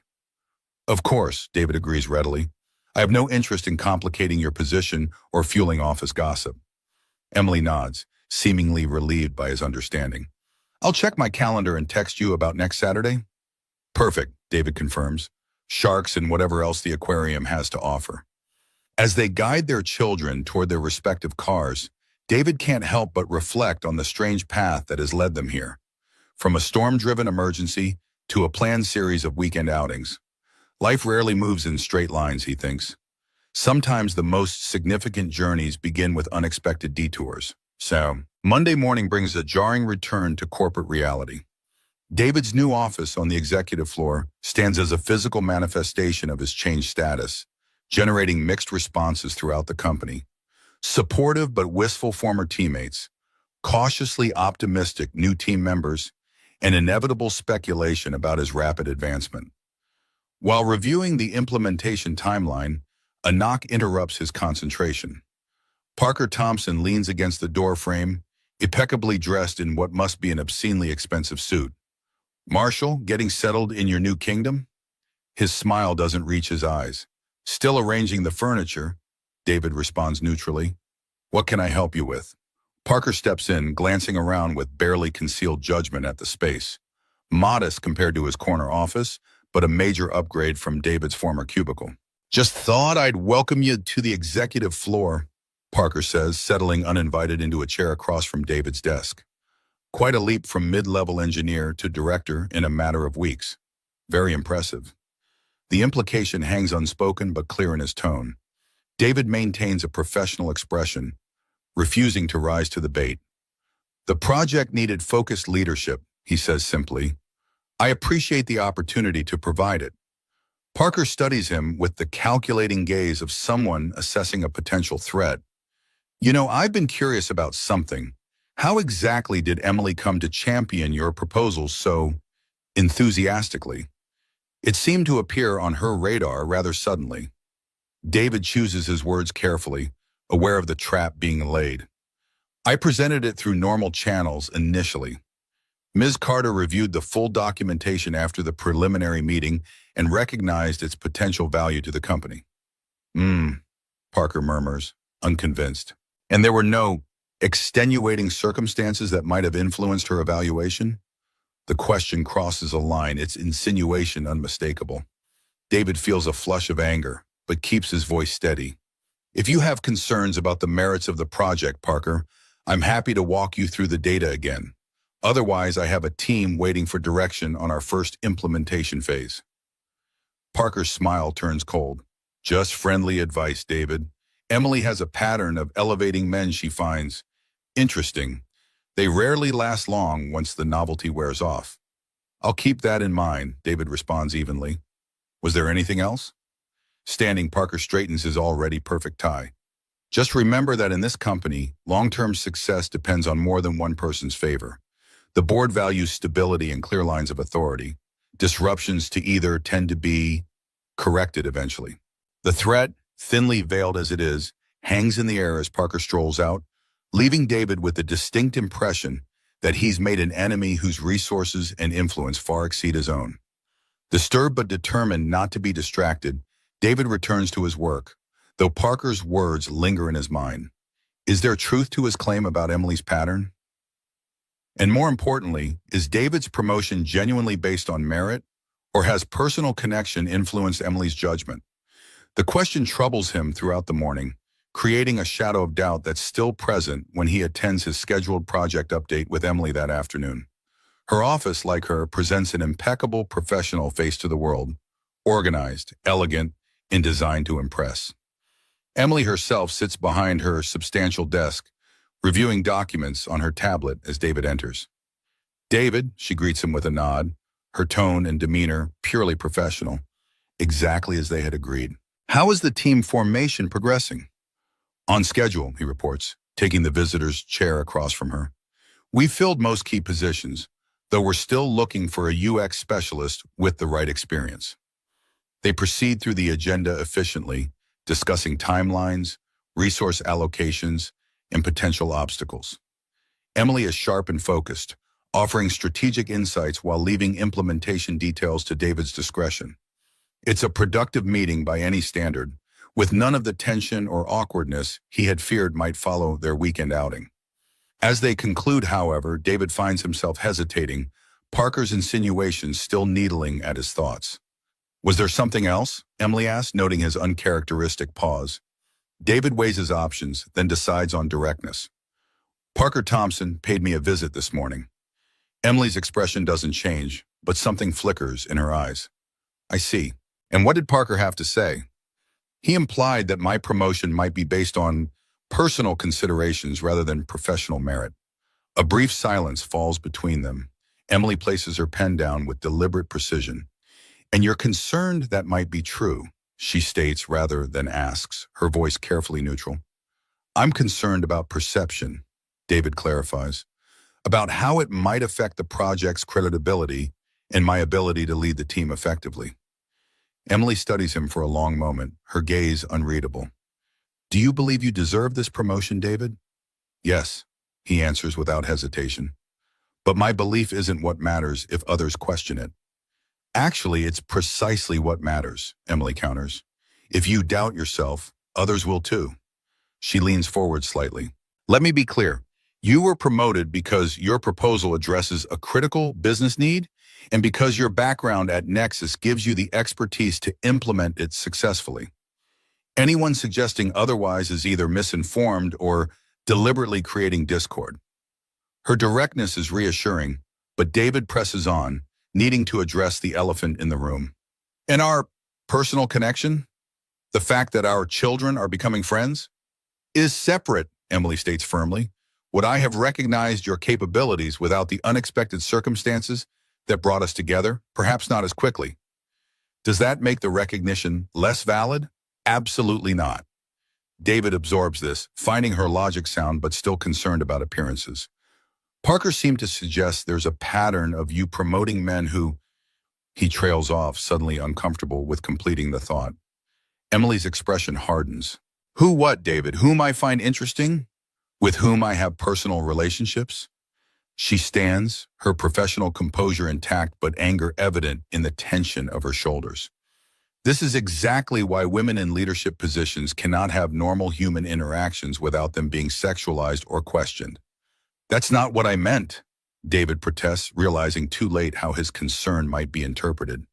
Isn't it? Emily challenges. Would you be having these doubts if I were a male CEO who recognized talent in an employee after getting to know them better? The question lands with uncomfortable precision. David considers it honestly before responding. You're right, he acknowledges. I'm sorry. I let Parker's insinuations get under my skin. Emily's expression softens marginally. Parker is threatened by anyone he perceives as having influence with me. His comments say more about him than about either of us. She returns to her seat, visibly recalibrating. That said, perception does matter in leadership positions. We should maintain appropriate professional boundaries, which is what we already agreed to do. David nods, relieved that his clumsy handling of the situation hasn't damaged their working relationship. Of course, I appreciate your directness. One more thing, Emily adds, her tone shifting to something more personal. Jacob hasn't stopped talking about the aquarium this weekend. I've already cleared my schedule for Saturday morning. The simple statement, delivered almost as an afterthought, nevertheless carries significant weight. Emily Carter, CEO known for her packed calendar and relentless work ethic, is rearranging priorities for a children's outing that has no professional benefit. Lily's excited too, David responds with a smile. I've been instructed to research shark species in advance, so we're properly prepared. A brief smile touches Emily's lips, the genuine expression so different from her professional mask. Jacob has already created a spreadsheet of exhibits organized by viewing priority. The moment of shared parental amusement passes quickly as Emily glances at her watch. I have another meeting in 5 minutes. Anything else we need to discuss? That covers everything, Arvian, David confirms, gathering his materials and standing to leave. As he reaches the door, Emily speaks again. David, don't let Parker make you doubt yourself. He's very good at finding insecurities and exploiting them. That's how he's advanced as far as he has. I'll remember that, David promises, struck by the insight into corporate politics that has never been part of his professional experience until now. Back in his own office, David reflects on the conversation, recognizing that he's navigating unfamiliar territory, not just the higher-level position, but the complex intersection of professional and personal relationships at the executive level. The rules are different here, the stakes higher, the potential for misinterpretation greater. Yet despite the complications, he finds himself looking forward to Saturday with a sense of anticipation that has nothing to do with career advancement and everything to do with the simple pleasure of watching his daughter's friendship with Jacob unfold, and perhaps continuing to discover the woman behind Emily's CEO persona. The week progresses with the controlled chaos of a major project launch. David divides his time between assembling his team, finalizing technical specifications, and navigating the political landscape of executive-level management. He encounters subtle resistance from departments aligned with Parker, countered by unexpected support from other directors who have chafed under the company's traditional approach to workflow management. By Friday afternoon, he's exhausted but satisfied with their progress. The core team is in place, initial development environments are set up, and the project has momentum. He's reviewing the week's accomplishments when his phone buzzes with a text from Emily. Jacob has the flu. Doctor says contagious for at least 72 hours. Need to postpone aquarium. He's devastated. David feels a pang of disappointment, both for the children's sake and, he admits to himself, for his own. He texts back immediately. Sorry to hear that. Tell Jacob that sharks will wait. Lily will understand. 3 dots appear, indicating Emily is typing a response. They disappear, then reappear, suggesting she's reconsidering her words. Finally, a message comes through. He's asking if Lily could video chat later. Would that be too much trouble? The request surprises David, not because of the chat itself, but because Emily is facilitating it.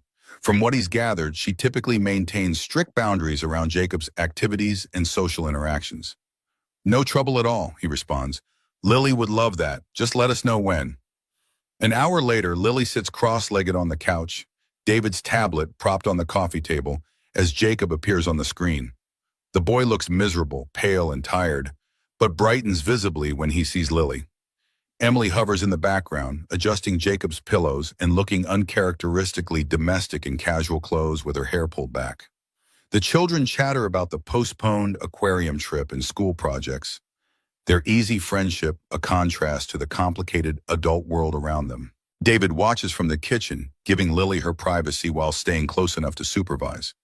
After about 15 minutes, Jacob's energy begins to flag, his responses becoming slower. Emily leans into the frame, suggesting gently that he needs to rest. As Lily says her goodbyes, promising to send him pictures of her science project, Emily takes the tablet. "Thank you for this," she says, her expression softer than David ever sees at the office. It's the first time he's smiled all day. "Any time," David responds sincerely. "I hope he feels better soon." There's a brief pause, as if Emily wants to say more but is constrained by the context. "I should let you get back to your evening." "Good night, David." "Good night, Emily." The call ends, leaving David with a strange sense of incompleteness. It's odd, he reflects, how quickly their children have formed a bond, and how that connection has created a bridge between two adults whose paths might otherwise never have intersected meaningfully, despite working for the same company. Later that night, after Lily is asleep, David receives another text from Emily. "Jacob finally sleeping, fever down. He made me promise we'll reschedule aquarium as soon as he's well." David responds, "Absolutely. Sharks aren't going anywhere." A minute passes, then another message appears. "Thank you for understanding. Not just about today, about everything." The simple text carries more weight than its words alone suggest. An acknowledgement of the unusual situation they find themselves in, navigating professional boundaries and personal connections simultaneously. David considers his response carefully, aware of the delicate balance they're maintaining. Finally, he types, "Some storms bring unexpected gifts." He sends the message, recognizing her own words from weeks ago. There's a long pause before 3 simple words appear on his screen. Yes, they do. 3 months passed since Jacob's flu and the rescheduled aquarium trip. That outing had marked the beginning of a regular weekend routine for the two families, while professionally the workflow optimization project transformed from planning to successful implementation across Innovex. David's team grew from initial skepticism to cohesive commitment as early results validated their approach. Overtime decreased by 27%, while productivity metrics held steady, exactly as David had predicted. It's a Friday afternoon when the situation finally escalates beyond containment. David is presenting the quarterly results to the executive team, highlighting the significant improvements in departmental efficiency. The data is compelling, clear evidence that the new system delivers on its promises. "These numbers are impressive," acknowledges Thompson Sr., the board chairman. "Better than I expected, frankly." "Thank you, sir," David responds. "The team has worked incredibly hard to ensure smooth implementation. Yet I'm hearing concerns from several department heads." Parker interjects smoothly. "Complaints about the system being inflexible for special projects, about reduced face time affecting team cohesion." David meets Parker's gaze directly. "Change always generates some resistance. We're addressing specific concerns through regular feedback sessions and adjustments where warranted. But the core philosophy remains problematic." Parker persists. "This, what did you call it, results rather than hours approach fundamentally undermines traditional management oversight." "That's precisely the point," Emily speaks up from her position at the head of the table. "Traditional oversight has led to burnout, decreased innovation, and talent loss. The data supports the new direction." Parker smiles thinly. "Data can be interpreted in multiple ways, Emily. I've taken the liberty of conducting an independent analysis." He distributes a document to everyone at the table, a detailed critique of the project's methodology and results, questioning everything from measurement techniques to long-term sustainability. It's professionally prepared and devastating in its implications, suggesting that initial positive results mask deeper structural problems. David scans the document quickly, recognizing the strategic attack for what it is. Parker has been gathering ammunition for months, waiting for the perfect moment to undermine not just the project, but David's credibility, and by extension, Emily's judgment in promoting him. This is the first I'm seeing of these concerns, David says carefully. I'd appreciate the opportunity to address them point by point. Of course, Parker responds with false generosity. Though perhaps we should also discuss the unusual circumstances surrounding this project's approval and leadership. The room temperature seems to drop several degrees. Everyone present understands Parker's implication that personal rather than professional considerations influence Emily's decision-making. If you have specific concerns about process, Parker, you should raise them directly, Emily states, her tone carrying a warning edge. I'm simply suggesting that objectivity might have been compromised, Parker replies, his expression innocent, but his intent clear, given certain connections that have developed. David feels a surge of anger at the deliberate attempt to undermine Emily's professional reputation, but before he can respond, Thompson Sr. clears his throat. This seems to be veering from the agenda, the chairman observes. David will review your data and Parker's analysis and continue this discussion next week. In the meantime, please prepare responses to the specific technical concerns raised. The meeting adjourns with an undercurrent of tension. As executives filter out, David gathers his materials, aware that a critical line has been crossed. Parker's attack is no longer confined to quiet undermining, but has emerged as an open challenge to both the project and the professional relationship between David and Emily. Emily remains at the table, reviewing documents with deliberate focus as the room empties. David waits until they're alone before speaking. I should have seen this coming, he says quietly. He's been gathering information for months. Emily looks up, her expression controlled, but anger evident in her eyes. This isn't about the project, not really. No, David agrees. It's about you and by extension, me. He's becoming more direct in his attacks, Emily observes, which means he feels threatened. By the project's success? By everything it represents. Emily closes her folder with precise movements. Change that he didn't initiate, authority he doesn't control, and yes, by our connection, whatever he perceives that to be. The careful word choice highlights the ambiguity of their relationship. Professional colleagues, weekend companions through their children, and something less defined but increasingly significant that neither has put into words. What's our next move, David asks, recognizing that they have entered dangerous territory where corporate politics intersects with personal dynamics. Emily considers the question with the strategic thinking that has propelled her to the top of the corporate ladder. We address the technical concerns methodically and comprehensively. We present irrefutable evidence of the project's success, and we continue to maintain appropriate professional boundaries. And the personal implications? David presses gently. Emily meets his gaze directly. We need to be careful, David. Parker is looking for ammunition to discredit both of us. The warning is clear. Their weekend outings, the growing connection between their families, could become collateral damage in Parker's campaign to undermine Emily's leadership and David's position. Should we cancel tomorrow, David asks, referring to their planned hiking trip with the children? Take a step back until this blows over? Something flashes in Emily's eyes, a momentary vulnerability quickly masked by pragmatic calculation. That might be prudent, she acknowledges, though her tone suggests reluctance, at least until after the board review next month. David nods, accepting the logic while feeling a surprising weight of disappointment. I'll talk to Lily. She'll understand. Jacob will be devastated, Emily says quietly, but it's temporary, just until we secure the project's future. The conversation ends there, both of them retreating to the safety of professional concerns rather than examining the personal implications more deeply. As David heads back to his office, he reflects on how quickly priorities shift in the corporate world, how success creates its own vulnerabilities, and how connections that matter must sometimes be sacrificed for strategic advantage. That evening, explaining the situation to Lily proves more difficult than anticipated. Her 7-year-old perspective doesn't easily grasp corporate politics or the need to suspend a friendship because of adult complications. But why can't we see Jacob tomorrow? She asks, genuine confusion in her eyes. We were going to show him the trail with the waterfall. David searches for an explanation that won't oversimplify, yet remains age-appropriate. Jacob's mom and I work together, sweetie. And sometimes at work, things get complicated. We need to focus on an important project right now, which means taking a break from weekend activities. That's stupid, Lily declares with the blunt assessment of childhood. What does hiking have to do with your work? It's a fair question, one that highlights the artificiality of the separation they're imposing. It's just for a little while, David assures her.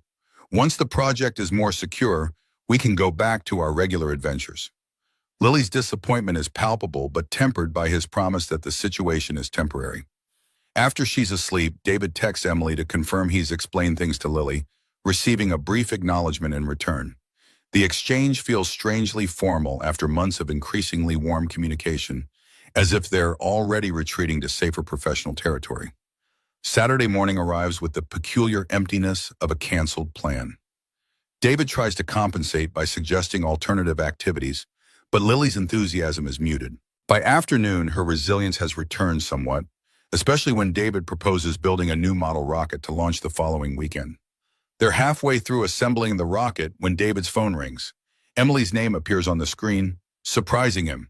She rarely calls, preferring text for personal communication. Emily, he answers, hearing immediate distress in her voice. Jacob's missing, she says without preamble, her usual composure shattered. He was in the backyard, and I was on a conference call. When I checked 15 minutes later, he was gone. David's heart rate accelerates instantly. Have you called the police? Yes, they're on their way, but David, her voice breaks slightly. He left a note. He's trying to go to the waterfall trail to meet Lily. Understanding dawns immediately. He didn't realize the trip was canceled. I told him last night, but he was so upset. I thought he understood, but Emily's voice carries a rare edge of panic. He's never done anything like this before. Where are you now? David asks, already moving toward his keys. At home, waiting for the police. They said not to leave in case he comes back. I know that trail, David says decisively. It's about 3 miles from your house. I'll start searching there immediately. David, you don't have to. I'm already on my way, he interrupts gently. Text me your address. I'll drive by there first. Check the route he might have taken. There's a brief pause. Then Emily says quietly, Thank you. Minutes later, David and Lily are in the car, heading toward Emily's address in one of the city's most exclusive neighborhoods. He's explained the situation in simple terms to Lily, whose worry for her friend has overridden any excitement about the impromptu adventure. Jacob doesn't like to be outside alone, Lily observes as they drive. He told me it makes him nervous. That's good information, David assures her. It means he'll stick to paths and roads, not wander into the woods. They drive slowly past Emily's house, an imposing modern structure with manicured landscaping, noting the police car already parked in the circular driveway. David doesn't stop, focusing instead on checking the most direct route a 7-year-old might take toward the state park that contains the waterfall trail. The logical path would follow the main road for about a mile before turning onto a less traveled county road that eventually reaches the park entrance. David drives this route slowly, both he and Lily scanning the roadside intently for any sign of Jacob. They're about to reach the turn onto the county road when Lily suddenly points. Dad, look! At first, David sees nothing, then catches a flash of blue partially hidden behind a bus stop shelter, the same color as the jacket Jacob had worn on their previous hiking trip. David pulls over immediately, heart pounding. Stay in the car, he instructs Lily, though he leaves the door open so she can call out if needed. Approaching the bus shelter cautiously to avoid startling the child, David feels relief wash over him as he confirms it's indeed Jacob, sitting with his knees pulled up to his chest, a small backpack beside him. The boy looks up as David approaches, his expression shifting from fear to recognition to embarrassment. Mr. David, he says in a small voice. Hey, buddy, David responds gently, crouching to eye level. You gave us quite a scare. Jacob's eyes fill with tears. I wanted to go to the waterfall. Mom said we couldn't go hiking anymore, but I thought maybe Lily would still be there. Jacob! Lily calls from the car, unable to contain herself any longer. We're here! The boy's face brightens momentarily at his friend's voice, then crumples with the realization of what he's done.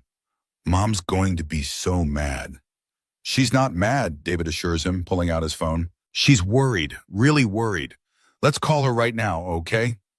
Emily answers on the first ring, her voice tight with anxiety. David? I've found him, David says immediately. He's safe, not a scratch on him.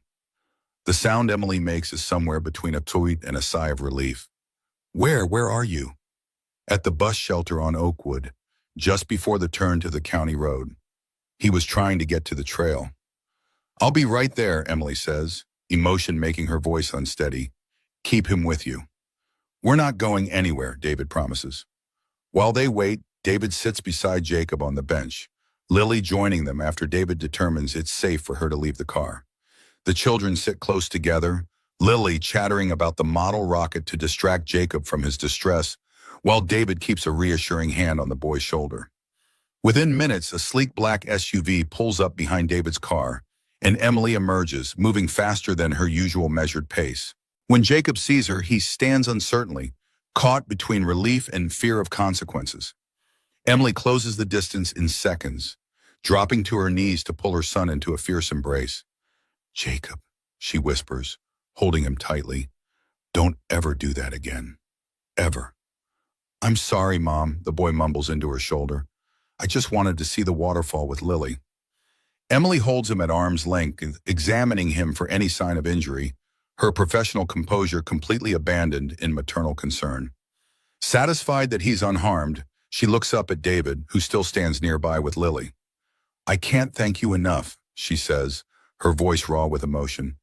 If you hadn't found him. But we did, David says gently. He's safe, that's what matters. Emily nods, visibly pulling herself together as she stands, keeping one arm firmly around Jacob's shoulders. I need to call the police.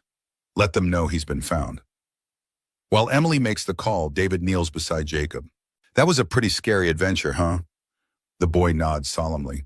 I didn't know it was so far, and there were big cars going fast.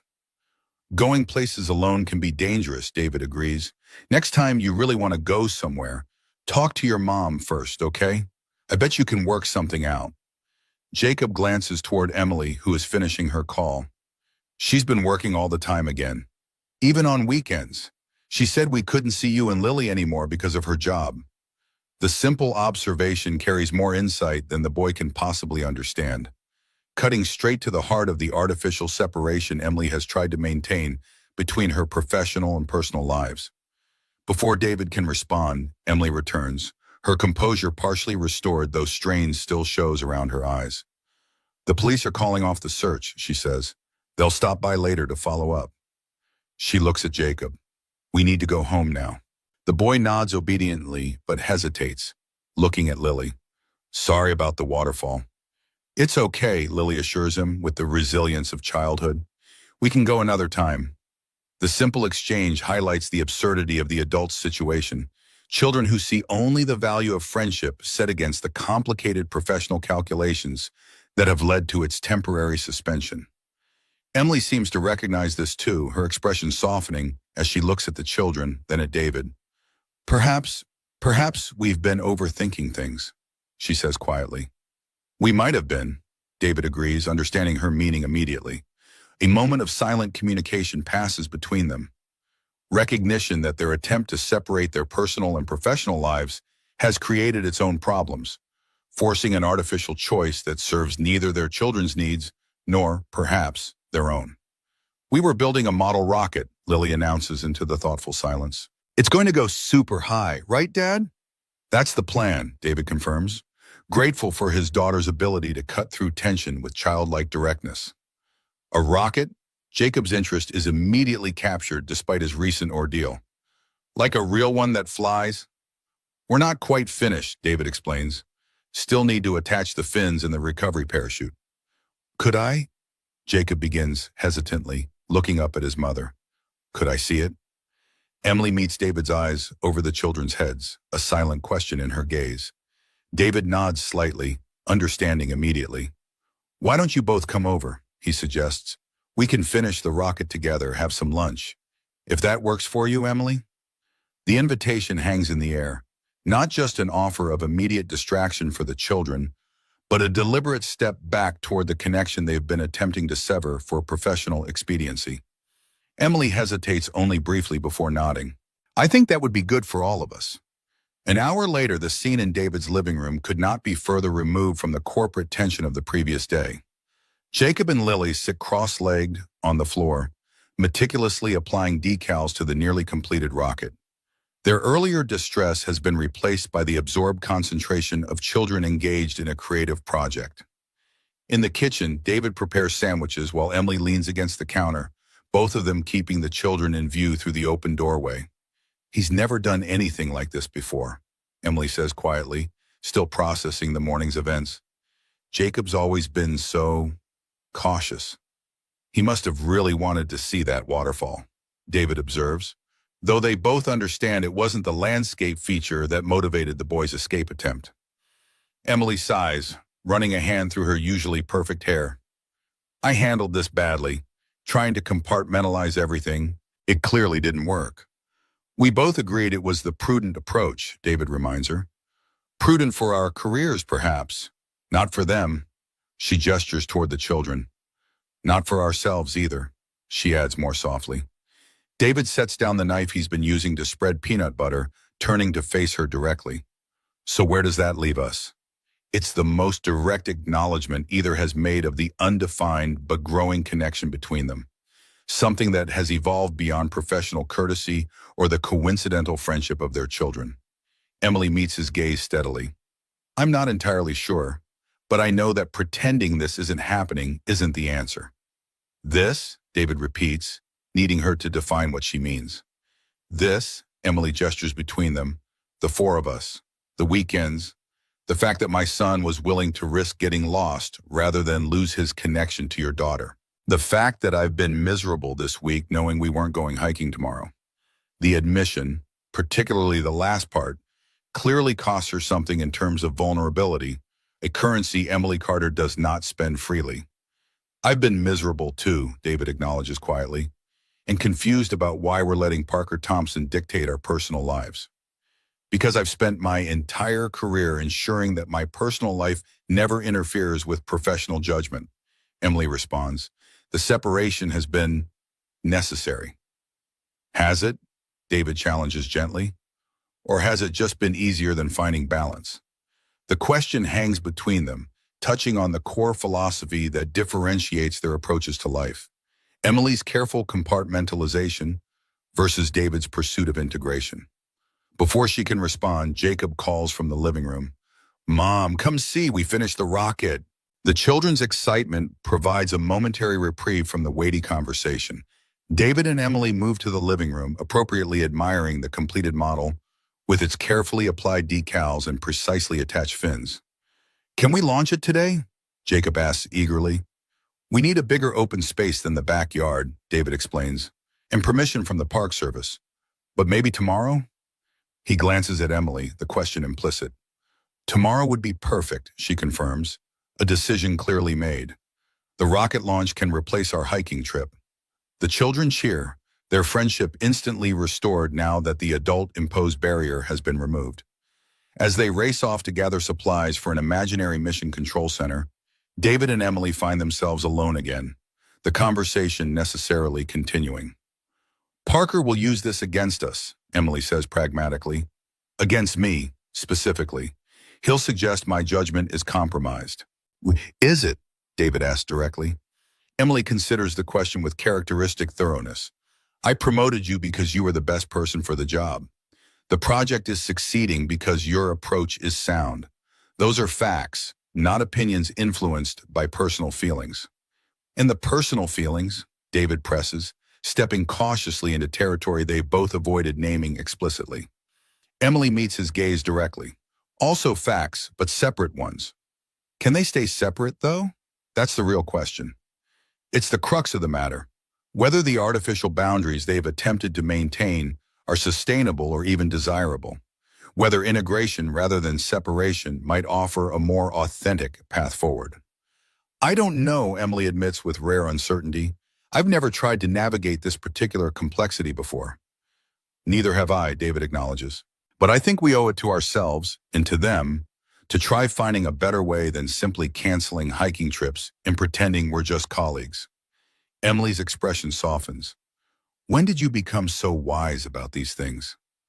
Probably around the time a CEO showed up on my doorstep during a storm, David responds with a smile. Funny how life's biggest lessons often arrive in unexpected packages. The reference to their initial meeting, the circumstance that set everything in motion, brings a genuine smile to Emily's face. I've been thinking about that night a lot recently, she admits. How different everything might be if my car had broken down half a mile in the other direction. Or if I'd been less hospitable, David adds, remembering his momentary temptation to close the door on the CEO who had humiliated him hours earlier. But you weren't, Emily says softly. You opened your door in your home to someone who hadn't treated you particularly well. That says something significant about who you are, David.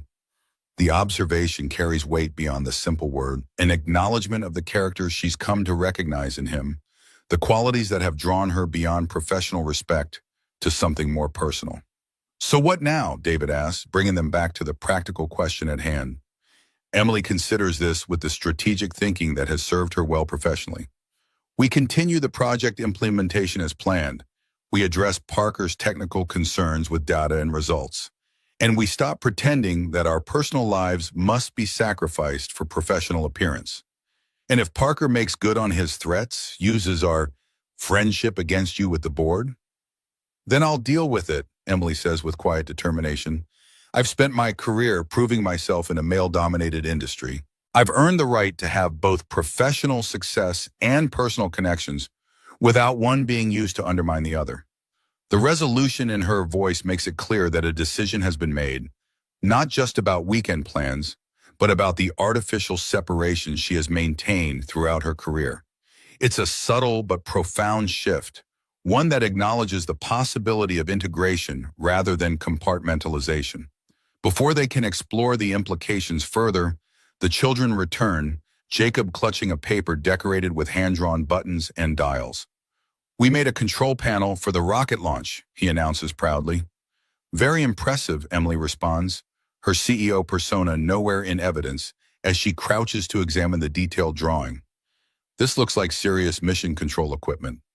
As the children explain their creation, David watches Emily interact with them. The warmth and attention she brings to the simple moment, so different from the calculated efficiency she displays at the office. Not for the first time, he wonders which is the more authentic version, or if perhaps the truth lies in the integration of both. The rest of the day unfolds with surprising naturalness. Lunch followed by board games, the children's excited planning for tomorrow's rocket launch, a simple dinner that Emily helps prepare. It's domestic and ordinary, in a way that would have seemed impossible months ago, when she was merely the intimidating CEO who had rejected his proposal. As evening approaches, Emily gathers their things, preparing to take a reluctant Jacob home. The boy hugs Lily with the unself-conscious affection of childhood, extracting promises about the specific color of parachute they'll use tomorrow. At the door, Emily pauses, something unresolved in her expression. About tomorrow, she begins. The forecast is perfect for rocket launching, David assures her. Clear skies, minimal wind. That's good to know, Emily acknowledges with a small smile. But I was actually thinking, perhaps we could make it a full day.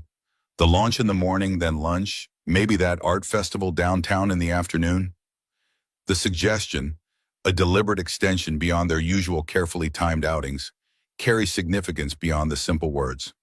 David recognizes it as a conscious step towards something more integrated, less compartmentalized. That sounds perfect, he responds, understanding everything she isn't explicitly saying. I think we'd all enjoy that. Emily holds his gaze for a moment longer than strictly necessary. Good, she says finally. Then it's a plan. The next month brings a whirlwind of professional and personal developments.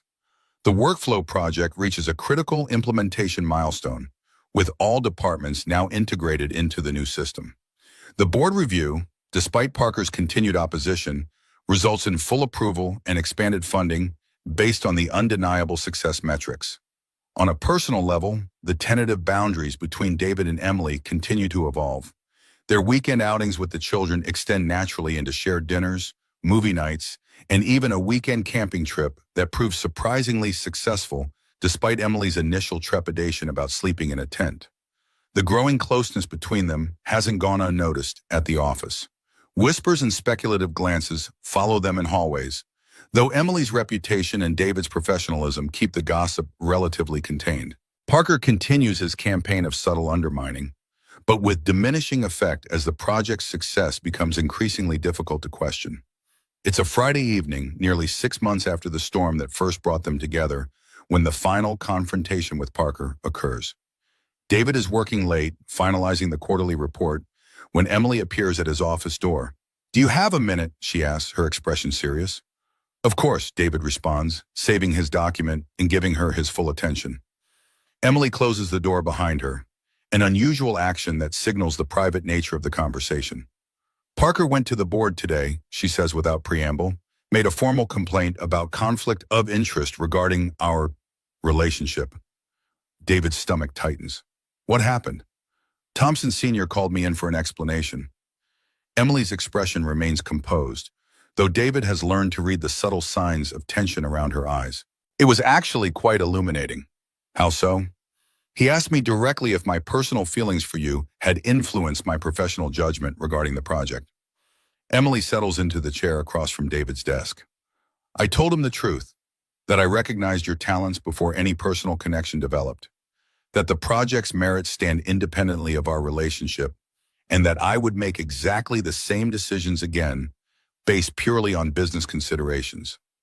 "And he accepted that?" David asks, knowing the corporate world rarely accommodates such straightforward explanations. A small smile touches Emily's lips.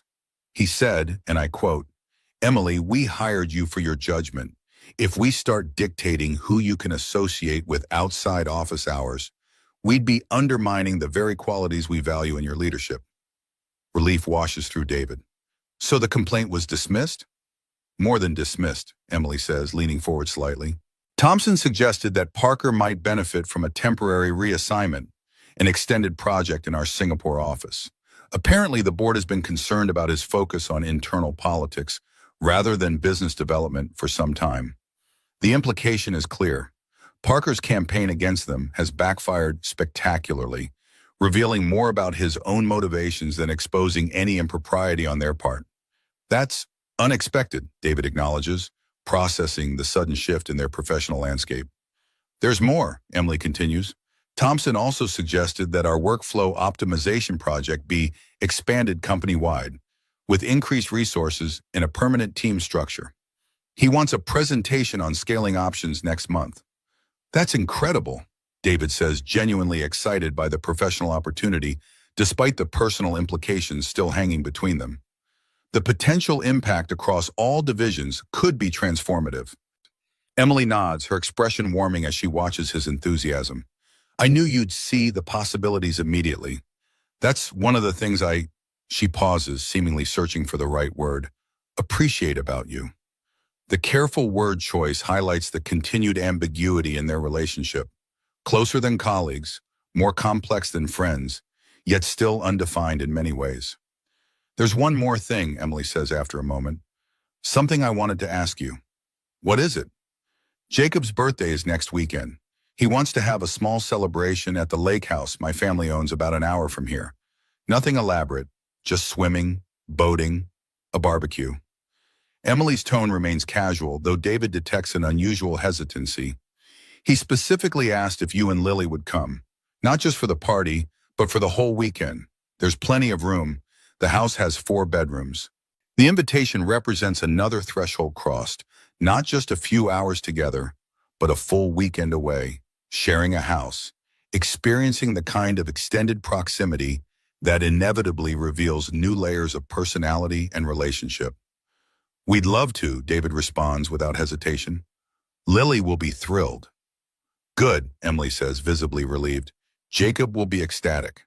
A comfortable silence falls between them, filled with the unspoken recognition that their relationship continues to evolve in ways neither had anticipated.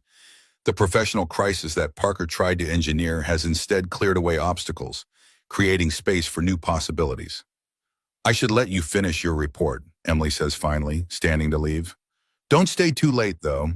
The children have that rocket competition tomorrow morning." "I'm almost done," David assures her. "Just wrapping up the final sections." At the door, Emily pauses, turning back with an expression that suggests a decision made. David?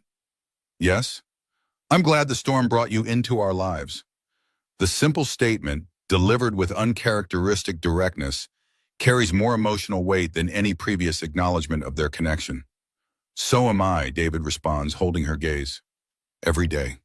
The moment stretches between them, laden with possibilities, before Emily nods once and slips out, leaving David to contemplate how far they've come from that rainy night when a CEO and her son sought shelter from a storm. The lake house is everything Emily had described. A gracious retreat nestled among pines with a private dock extending into clear blue water. The children's excitement is contagious as they explore. Jacob proudly showing Lily all his favorite spots with the proprietary air of a longtime visitor. The weekend unfolds with the relaxed rhythm of vacation, swimming in the morning, hiking nearby trails, cooking meals together in the spacious kitchen.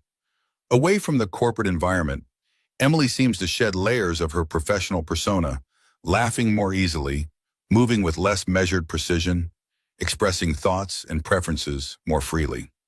On Saturday night after Jacob's birthday celebration, complete with cake, presents, and a spectacular sunset viewed from the dock, the children finally succumb to exhaustion, falling asleep amid half-constructed Lego sets in Jacob's room. David and Emily find themselves alone on the deck overlooking the lake, sharing a bottle of wine as stars emerge in the darkening sky.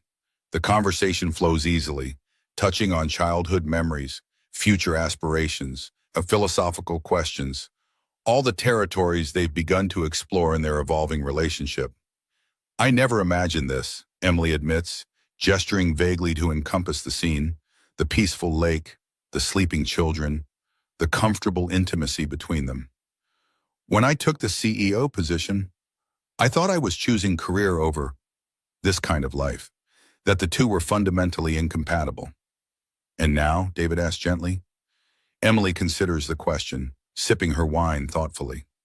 Now I think I was creating a false dichotomy, segregating parts of myself that actually work better in integration. Like the workflow system, David observes with a smile, optimizing for overall life satisfaction rather than compartmentalized efficiency. Exactly, Emily agrees, returning his smile, though I never expected to become a test case for my own management philosophy. A comfortable silence falls between them, filled with the night sounds of the lake, water lapping against the dock, distant frogs, the rustle of wind through pine needles. I've been thinking about that first night, Emily says finally, when we showed up on your doorstep, soaking wet and desperate.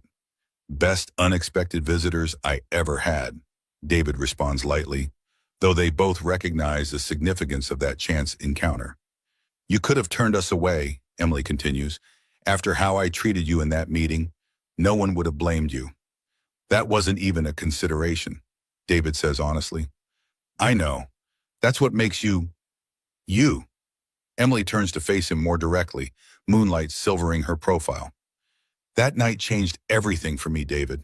Seeing you with Jacob, with Lily. It made me question assumptions I'd held for years about what success looks like, about what matters. The admission carries the weight of vulnerability rarely displayed by someone as carefully controlled as Emily Carter. David recognizes the gift of this openness, this willingness to acknowledge transformation. Sometimes the things that look broken just need someone patient enough to fix them, he says softly, echoing the mantra he'd repeated to himself the night of the storm. Emily's eyes meet his, understanding the reference immediately. Were we broken, David, or just incomplete? The question hangs between them, philosophical yet deeply personal. David considers it seriously before responding. Maybe neither, he suggests. Maybe we were just on separate paths that needed to converge. Like a workflow optimization, Emily says with a small smile. Exactly, David agrees, returning her smile. Finding the most effective pattern for all components of the system. Emily's laugh is soft in the darkness. Only we would use business metaphors for this conversation. Occupational hazard, David acknowledges lightly, though I think there's some truth to it. We've spent months integrating our professional and personal lives in ways that enhance both, rather than diminishing either. The board certainly thinks so, Emily observes, Thompson actually commented yesterday that I seem more effective, not less, since finding better balance. Balance, David repeats thoughtfully. That's really what it comes down to, isn't it? Not choosing between career and personal fulfillment, but finding the point where they support each other.